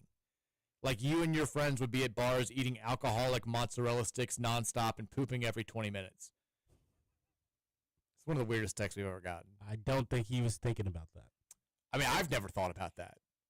If I would get hammered off food, every night I'd be pretty drunk. What a weird text. This is June 11th. This is what we get. Text says Katina Powell was a bad screw job. Chris the teacher said screw jobs. WVU onside kick. That's a good one that I've forgotten about. The Montrezl Harrell offensive foul at the end of the first half against Kentucky in 2014. Tim Duncan walking. I didn't include UConn because it was the Cragthorpe year, so who cares? That is part of it. So the West Virginia one is a good one. And this was also before your time, Roman. Our first year in the Big East, 2005, we played, it didn't seem like as big of a deal at the time as it actually wound up being, because we had started that season with a ton of hype. We were coming off the great 04 season. Brian was taking over as the starting quarterback, and we barely beat Kentucky, and people got nervous about that. Then we blasted Oregon State, but then we got embarrassed by South Florida, this not great South Florida team that we were expected to beat by 30. Just kicked the absolute crap out of us. I think it was 45-14. And that was our first ever Big East game. Was on the road getting just the crap kicked out of us by USF. So we go to West Virginia. I don't think they were even nationally ranked at this point. We were nationally ranked. They were like the Big East, this is still our conference now. Let's show you the rub. And so we go to Morgantown and play this game where we're supposed to win again. And we're up pretty big. They make this big-time comeback. We injure their quarterback, Adam Bednarik. Don't Google what he's been up to since then. They bring in Steve Slayton. Not Steve Slayton. They bring in Pat White to play quarterback. And this is the start of the Pat White-Steve Slayton deal. They start running this option. Both these guys are just torching us. But during their comeback in the fourth quarter, they ran this, pooch onside kick where they kicked the ball really high up in the air. Our guy called for a fair catch, and they just drilled him and got the ball, which is completely illegal. And, so that gave them the opportunity to send the game to score and send the game into overtime. It ended up going to 4 OTs. We lose 46-44. But so we, as wound up becoming a kind of a bad tradition. We went out there, we wrote to the Big East, and we said, hey, just so you know, they did this thing against us that's completely illegal. And the Big East went out there and issued an official apology and said, yes, the wrong call was made, but there's nothing we can do about it now. Sorry, you're 0-2 in the Big East. And then we didn't lose another Big East game the rest of the year, and that game wound up determining who the Big East champion was. I think we went 6-2. We beat the other games on our schedule, everybody else. And I think West Virginia either went 7-1 or 6-2 and won the tiebreaker against. That game decided who won the Big East in our first year in the conference. And it sucked. So it ended up being a huge deal, even though it didn't seem like quite that big of a deal at the time. We also, our very first Big East home game, I went there, and I believe that was the game against Pitt where we fumbled the opening kickoff, and they scored a touchdown. And then they re-kicked afterwards, of course, and we returned the next kick for a touchdown. So both teams scored touchdowns without there being an offensive play run, which was insane. And then we blew the hell out of them. It's absolutely kicked the crap out of them, which we kind of did with everybody else in the ACC. The Big East that year, besides those first two games. That was a bad one. That was very bad. The odds to make the college, we're plus 275 to make the college football playoff. Ohio State is minus 500. We've got if you're looking at other ACC teams, Clemson is minus 175. Miami is plus 160. And then SMU, they've got worse odds than us here, even though they've got 300 better odds to win the conference. Yeah, maybe that's based on schedule. I don't know how this works. That's interesting though. I didn't notice that. We do have to play them on the road this year, right? Yeah. They beat us at home. It's time to return the favor. Texas Tim Brando sucks. Tim Brando does sucks. Also, Patrick Sparks walk. Yeah. The Sparks walk, I do think trying to be objective here, which is impossible. It's one of those deals where if they didn't call the foul or he missed the free throws, nobody cares about the walks. I mean, he shuffled a bunch when he. The people say he walked when he was throwing the ball in bounds. I think that one's kind of gotten, not really. He definitely walked when he caught the ball in bounds and then pump faked and got Ellis Miles up in the air. The bigger thing to me is it looks bad. I don't think Miles ever fouled him. Like, he comes down, doesn't hit him. Sparks kind of throws his body into him, which used to get that call back in the day a lot more. And then he hits the 3 free throws with no time left to beat us. Roman, you don't know about the pain of that loss. Like, that was we'd won 2 in a row, and there was this kind of general sense that, like, Rick Pitino was going to start giving it to Kentucky because he comes here. Their program clearly is on a higher plane than ours. We get blown out year 1. And then year 2, we blow them out. We win by 18. Year 3, we go into Lexington. They're number 1 in the country. We beat them by 9. And so everybody's like, oh, my God, like, Pitino's got Kentucky's number.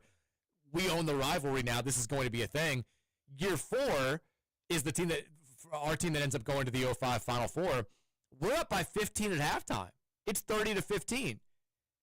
Taekwon and Francisco are dancing. They're having a good time during the halftime warm-ups. And then Kentucky goes on this big run at the end of the game, and it comes down to this foul call on Patrick Sparks. We're up by 1. We foul Sparks, foul in air quotes, with like 0.2 seconds left. He makes all 3 free throws, and we lose the game. That was an absolute soul crusher. And honestly, we haven't had that much momentum in the series ever since then. I don't think we've won 3 straight games in that series, which we were about to do if we just closed that one out. It was bad. Very bad. Still hurts. Texas says, what about the non-foul that on Chucky that resulted in Cason's ACL tear? I mean, a different kind of painful screw job, sure. But I mean, that was Jeremiah Fears, I think. Is that right, Roman? Yeah. Who was shoving off that whole game, pushing off that whole game. Forearm, yep. He basically just shoved Chucky right into Cason. And then that resulted in Cason being gone for the rest of the year. And it was 100% an offensive foul. Yeah. I forgot about that. They're saying he's going lottery in a lot of the mock drafts. People love him. I mean, he's good. And he's young. He's a freshman. The 3 ball's not even that. 3 balls wildly inconsistent. But, we see a lot of players, when it becomes a full-time job and you don't have anything else to do, a lot of times that outside shot improves. But, yeah, I'm kind of with you there. Did you see the green room invites? I did not. So they put out, I think, 13 players have been invited to the officially invited to the NBA green room for the draft coming up in a couple weeks. You've got, this is in no order, Con Knipple, Kasparis Jakonis, Igor Demin, a little bit surprised, Carter Bryant, Derek Queen, who had worse athletic numbers for a big man than David Padgett in his combine, Asa Newell, Cooper Flagg, Dylan Harper, Ace Bailey, VJ Edgecombe, Trey Johnson, Common Malawak, and the guy we're just talking about there, Jeremiah Fears. Any notable exclusions? Or who's the most likely of that guy of that list to be sitting for way too long in that green room and getting embarrassed? Malawak, Mike. I kind of think so too. That was the one that stuck out to me. I was like, "Is he? Are we sure?" You got the Illinois foreigner in there, right? Yes, Jakonis. Yeah. So I think he might fall a little later in the first round than some of these mock drafts have him. CBS has Fears going pick number 6. That's too high. That's too high. Way up there. They got Malawak going 8. That's way too high, I think. I feel like Derek Queen may be the guy that falls out of that group. I keep hearing some of the things. I read a write-up that says he might be the best big prospect in the draft. People love the game. The athleticism isn't there, though. Yeah, I know. Can he make up for it? I mean, I also think Igor Demin is kind of a – people have conflicting views on him as a prospect. He could definitely dip. I think Danny Wolf is going to be really good. I'm surprised he's not a green room type guy. I would take him over a lot of guys that are projected to go above him, but I am notoriously wrong about NBA draft takes. But those are your green room invites for right now. Texas says, I so hope that Luke Donald is listening and calls in to ask Roman what the hell 1 out of 3. What if Luke Donald was a big fan of the show? He's like, the only time you got me right is the tournament that I'm not playing in. I was wrong. Luke Donald's not playing in the U.S. Open. Jesus, are we playing anybody worthy at home who's worthy of note? Kentucky. That's it. Memphis. Duke. Because we get the 2 games against Duke. Well, that's conference play. But yeah. I mean, we still have 7 non-conference games to schedule, so we can get some better, maybe one more like decent home game. But yeah, the Cincinnati game is going to be played at that dump up there. Bring Purdue into the Yum Center and beat them up. I'd like that. I mean, we get you also have the exhibition game against Kansas, which will be cool. But I think that's the one an you exhibition game. You thought you were missing earlier. Maybe that's what it is. Indiana's going to be in Indianapolis. Tennessee will be in Knoxville, and then Arkansas is on the road. But I mean, think of Next he's at Freedom Hall. That's next year. Oh, we go to Cincinnati this year. Are you sure? Yeah. I thought it was Cincinnati next year. No, it's Cincinnati. We're at Cincinnati this year. Freedom Hall is 2026. Oh, okay. Yeah. So, and those are technically neutral site games. Yeah. But we've got 2 big-time non-conference home games this year. I mean, you'll get the SEC game. We can't really control that. That'll be back at home a year from now. Kentucky will be on the road, so you're always going to have those flip-flopping. But if we wanted to add one big like home game for the season ticket holders, we can make that happen. It's still going to be like all things considered, like probably a better home schedule than last year, just because the ACC is supposed to be better. We get Duke at home. I mean, the Duke home game last year was a big deal, but it was early December. Like I don't think we knew how good we were going to be. Like it wasn't as big of a deal as it should have been because we were still like, are we even going to be like a NCAA tournament quality team? Where we weren't playing well. Kaysen had just gotten hurt, and I think there were still so many question marks. It didn't hold the type of weight that it should have between 2 teams who had finished with 3 conference losses between them. This year, whenever that game's played, will be a huge deal. So it'll be, I think, an okay non-conference. I mean, home schedule overall. But yeah, it does suck that a handful of these big games are going to be away from the KFC Home Center. All right, we got to go to break when we come back. 5 o'clock hour is up next. We'll have about 25 minutes to take some more texts from you guys. Talk about a couple things going on. We'll let Roman pontificate about the NBA Finals being back tonight. And then we will hand it off to Roman again for the recap with Roman from 5:30 to 6. Keep it locked right here, though, the Mike Rutherford Show. Wrapping up next here on 1450 and 96.1 Big X Sports Radio.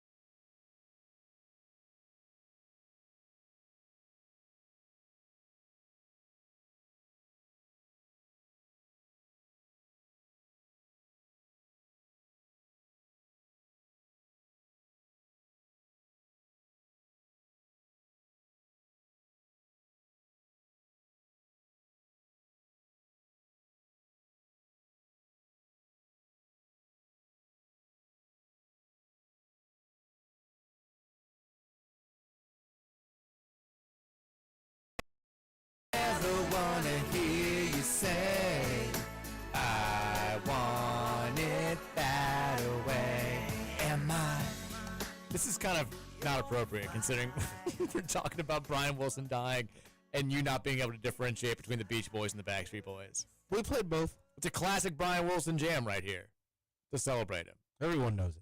There was a Brian in both the Backstreet Boys and the Beach Boys. Maybe that's where your confusion There it is. There it is. It's the 5 o'clock hour of the Mike Rutherford Show presented by United Mechanical. So, Both boys with a B, I think. Backstreet Boys, Beastie Boys, Beach Boys. well, yeah, obviously. You still should be able to differentiate between the three. They're very different bands.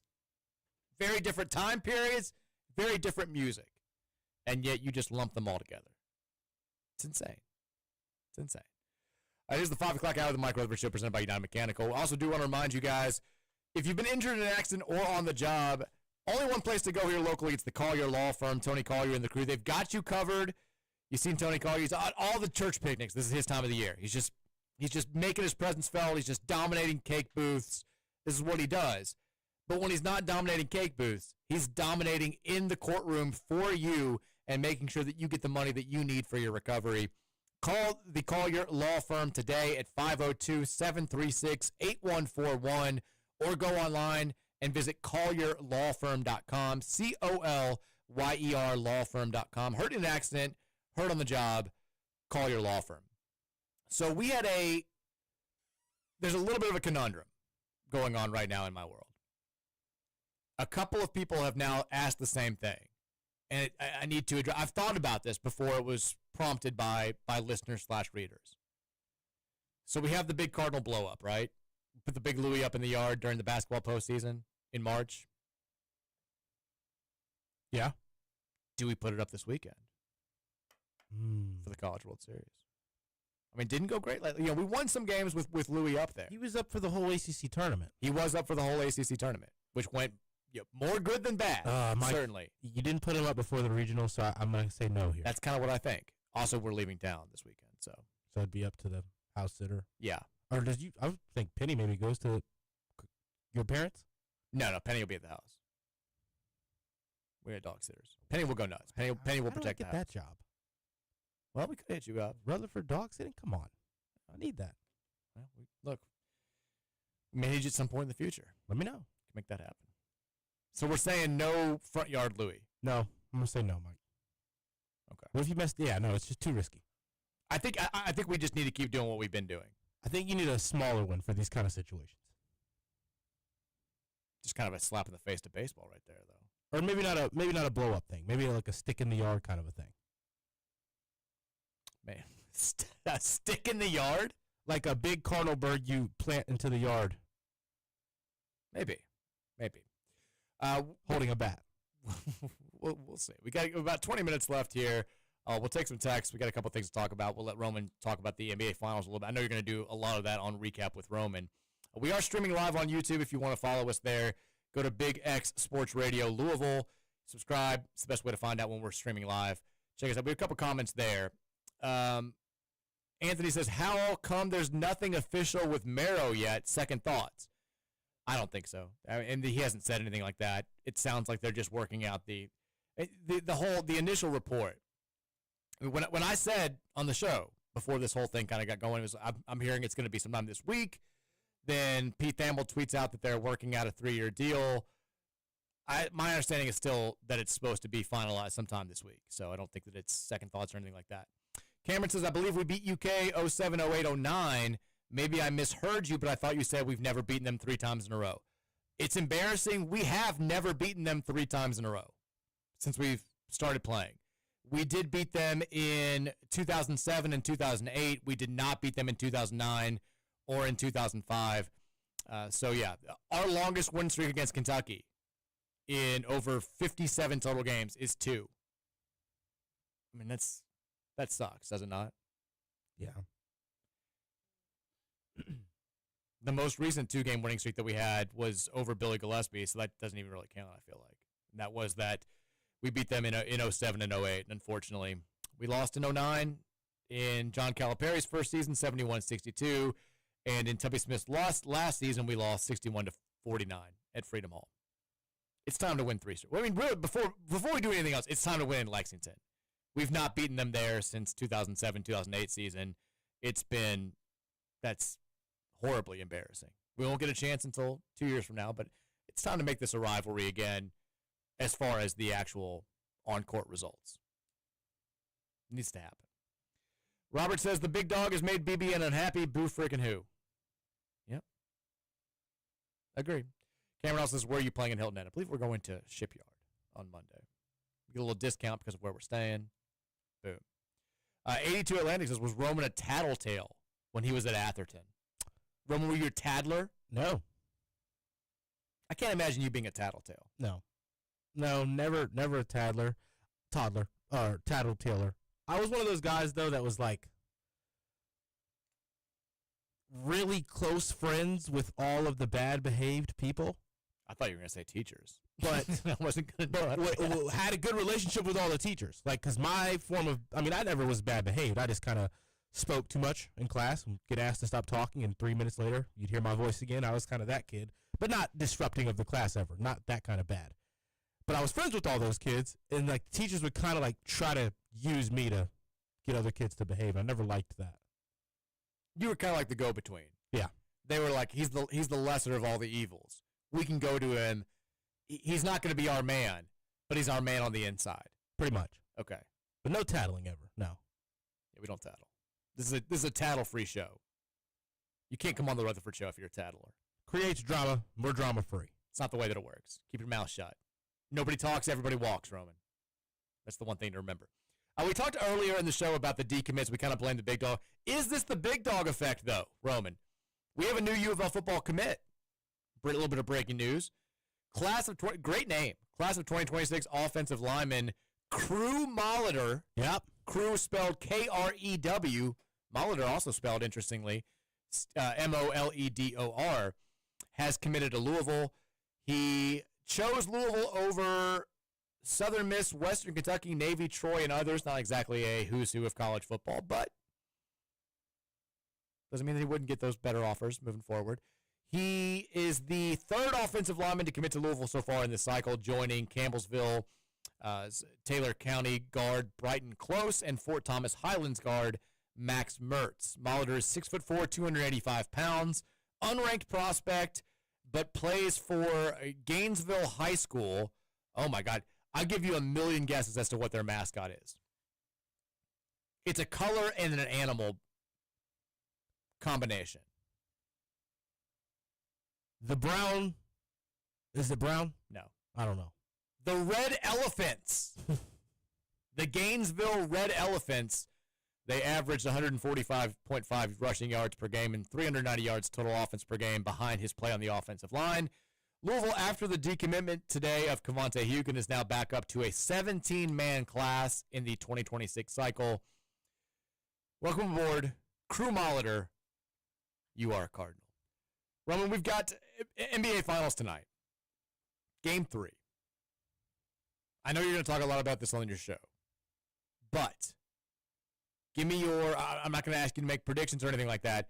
Give me your overall excitement level after what we saw in the first two games. Indiana gets the split that they were hoping for on the road, but the Thunder kind of restabilized themselves in game 2. Mm-hmm. How excited are you, scale of 1 to 10? How watchable do you think tonight's game is going to be? 10 out of 10 watchability. 10 out of 10 watchability. 100%. I think part of the reason, so Mike, interesting little stat about these two teams. The Thunder are 1-2 in game 3 so far this postseason, and the Pacers are 0-3 in game 3 so far this season.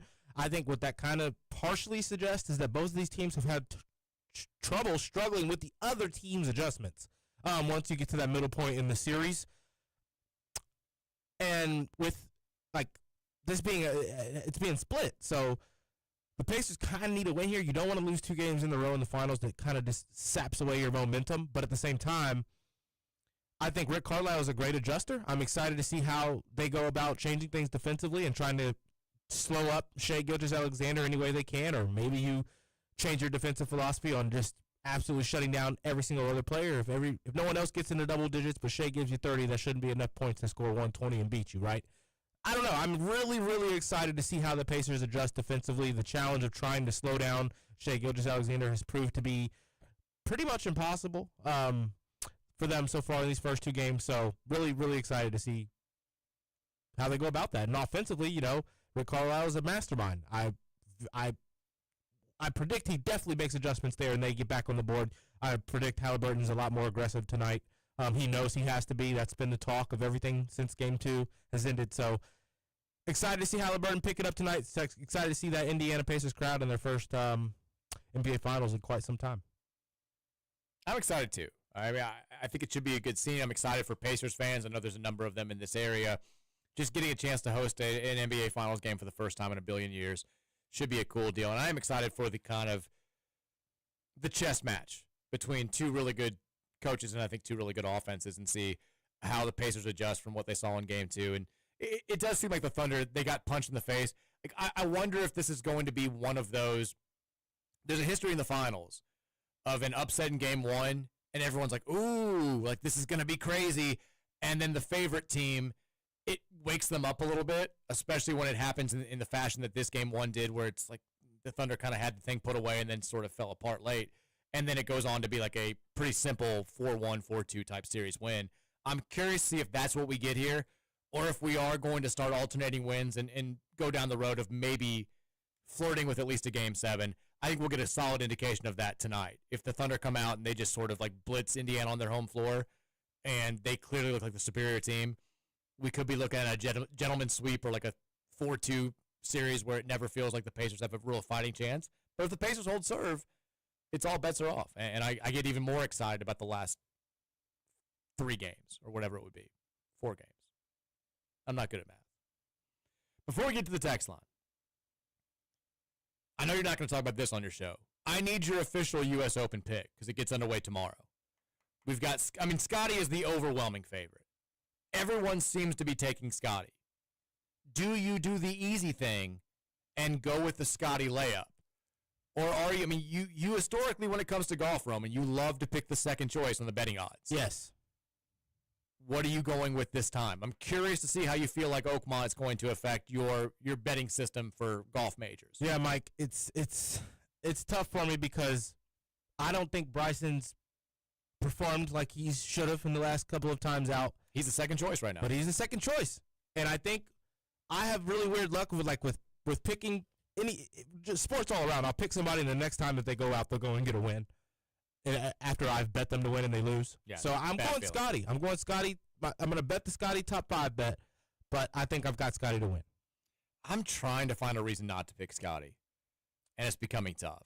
The one guy who I like, and I gave him out as a dark horse in the PGA Championship as well, and I think it played pretty well. Sepp Straka is playing really good golf. He's been really good, and he kind of fits the – now, I hate him because he hit a guy – when we were at the memorial right next to us, and then came over and just did not apologize, which is ridiculous. So you made a lifelong enemy of me.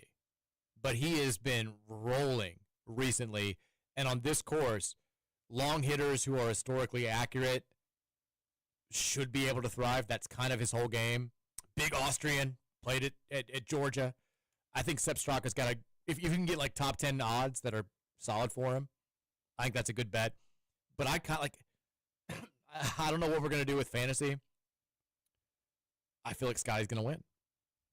I feel like you can't go like anytime he goes out there and does anything these days. Yeah.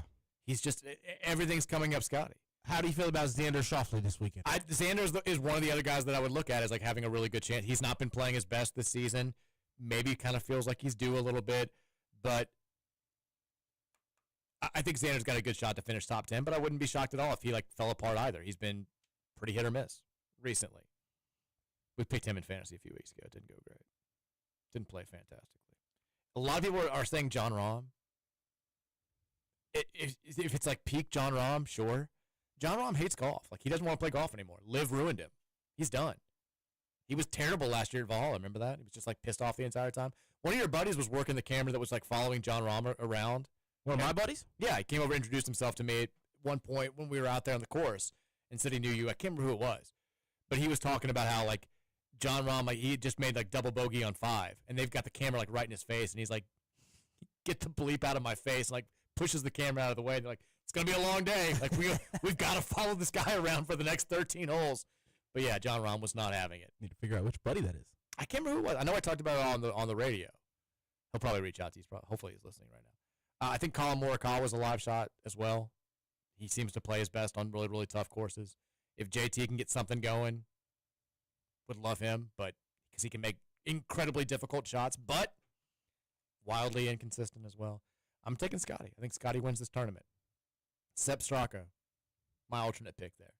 All right, Big X text line is 502-414-1450. I'm going to make my prediction for... Our boy just follow back, Mike.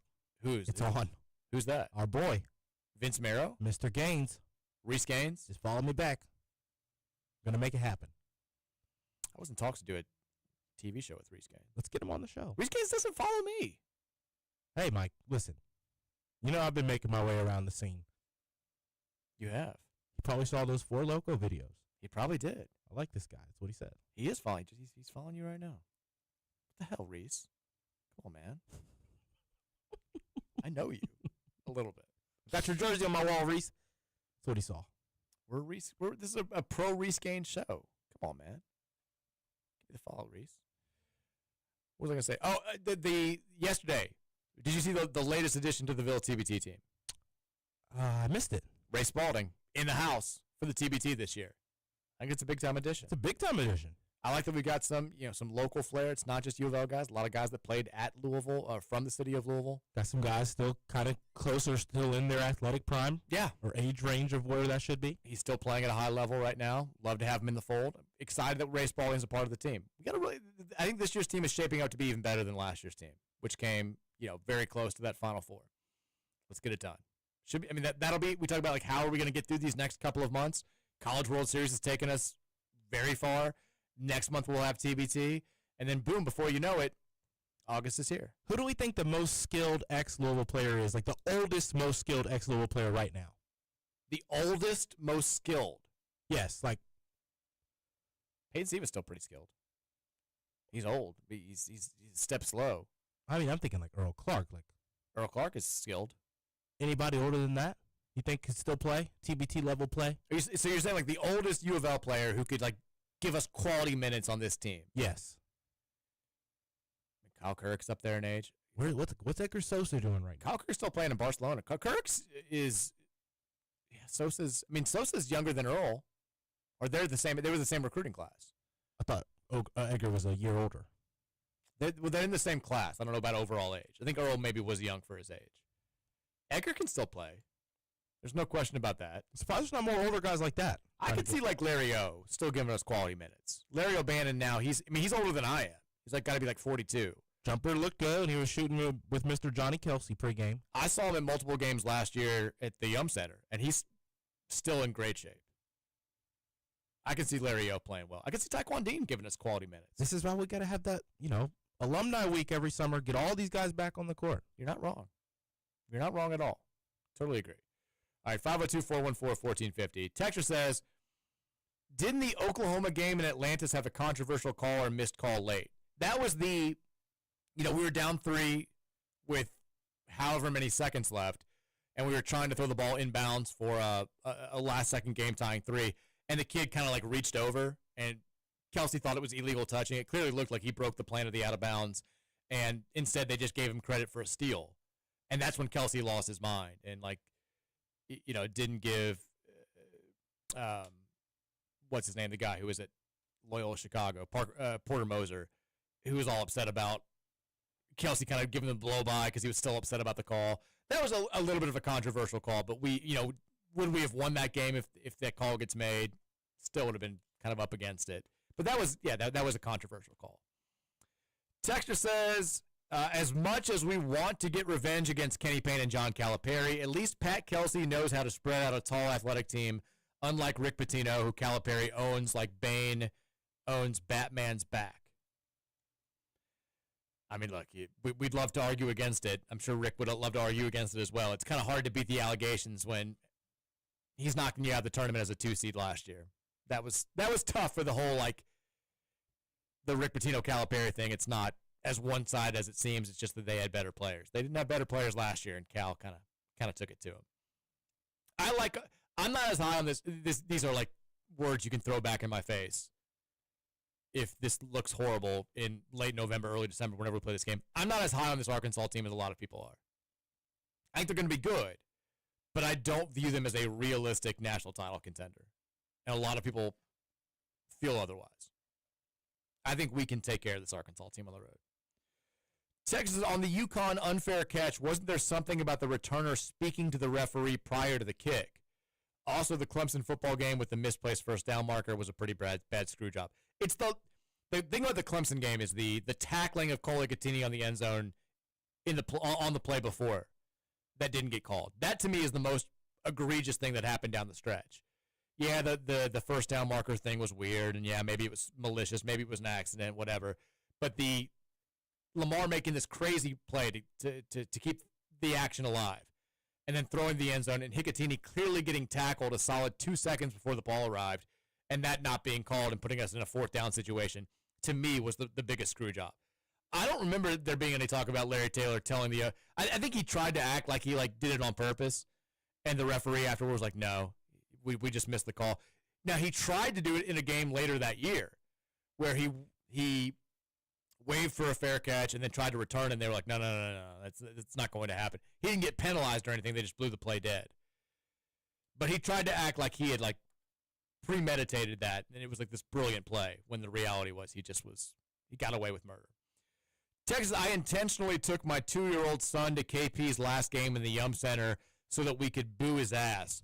I would love another shot at him. Kenny, if you're listening to this, go bleep yourself. I love this. I love taking a 2-year-old to a game so that he can boo. Doesn't know what he's booing at.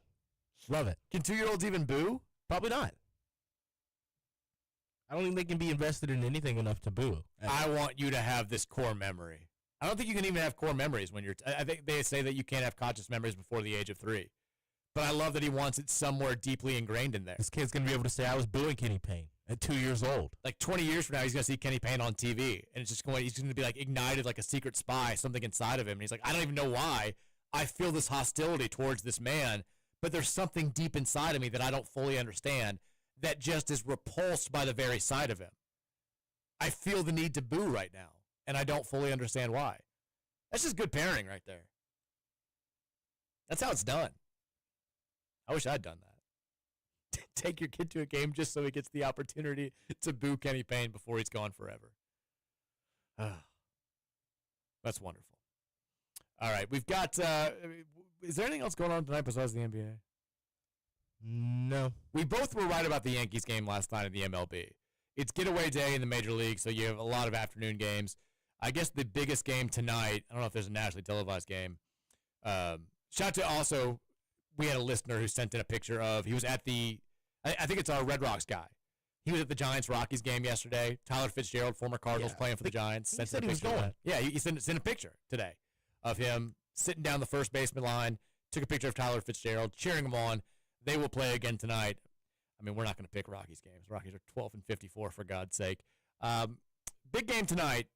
I guess it's still probably Yankees, Royals, Rangers, Twins, White Sox, Astros. Whatever. We'll throw out a random game. We're on the Rays tonight, Mike. Walker Buehler's weak. I was going to say Rays, Red Sox, 7:10, first pitch from Fenway. You don't think Walker Buehler's got it done? You like the Rays? I'm a Zach Little fan. Okay. I don't like Walker Buehler. I'm actually a Walker Buehler hater. You're a Walker Buehler hater. Rays get the win here. Rays smack him up. He got smacked up his last 2 outings. I don't even think he went like 3 innings his last outing. They're going to smack him up tonight. Get the win on the road up in Boston. Okay. Plus, I think my buddy's friend's dad's going too. So. Oh, nice. I'm again. Roman's going to talk more about this on Recap with Roman. I'm very excited for the basketball tonight. 8:30 on ABC. I wish the tip-off was a little bit earlier, but what are you going to do? Thunder Pacers game 3. We've got an even series. OKC is a 5.5-point road favorite tonight. I feel like this sets the expectation for the remainder of the series. I agree. If the Pacers can get it done tonight, it's on. Like here you go. They're a live shot to actually win this thing. People start taking them more seriously. All of a sudden, the pressure shifts to OKC. If OKC gets game 1 on the road, I think people start looking at this and being like one more win and the series is over. Exactly. Is Indiana even going to win another game in the series? And even if they do, I don't feel like they're a realistic threat to win 2 more games after that.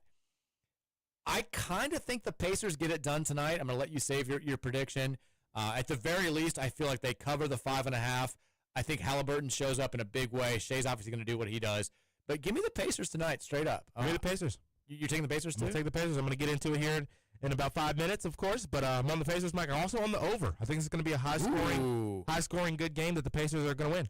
227 high-scoring, close game that the Pacers are going to win. Yep. 227 and a half. Trickle down each point and a half from game one each game. So. By the way, Louisville baseball team and staff just left the Schwab. They got a chance to see the field. They are safely in Omaha. They'll be getting ready for tomorrow's opening night festivities. I'm back tomorrow at 2:30. Recap with Roman is up next. Keep it locked right here. I'll talk to you tomorrow. Go Cards. Go Cards. United Mechanical. John Burke's United Mechanical.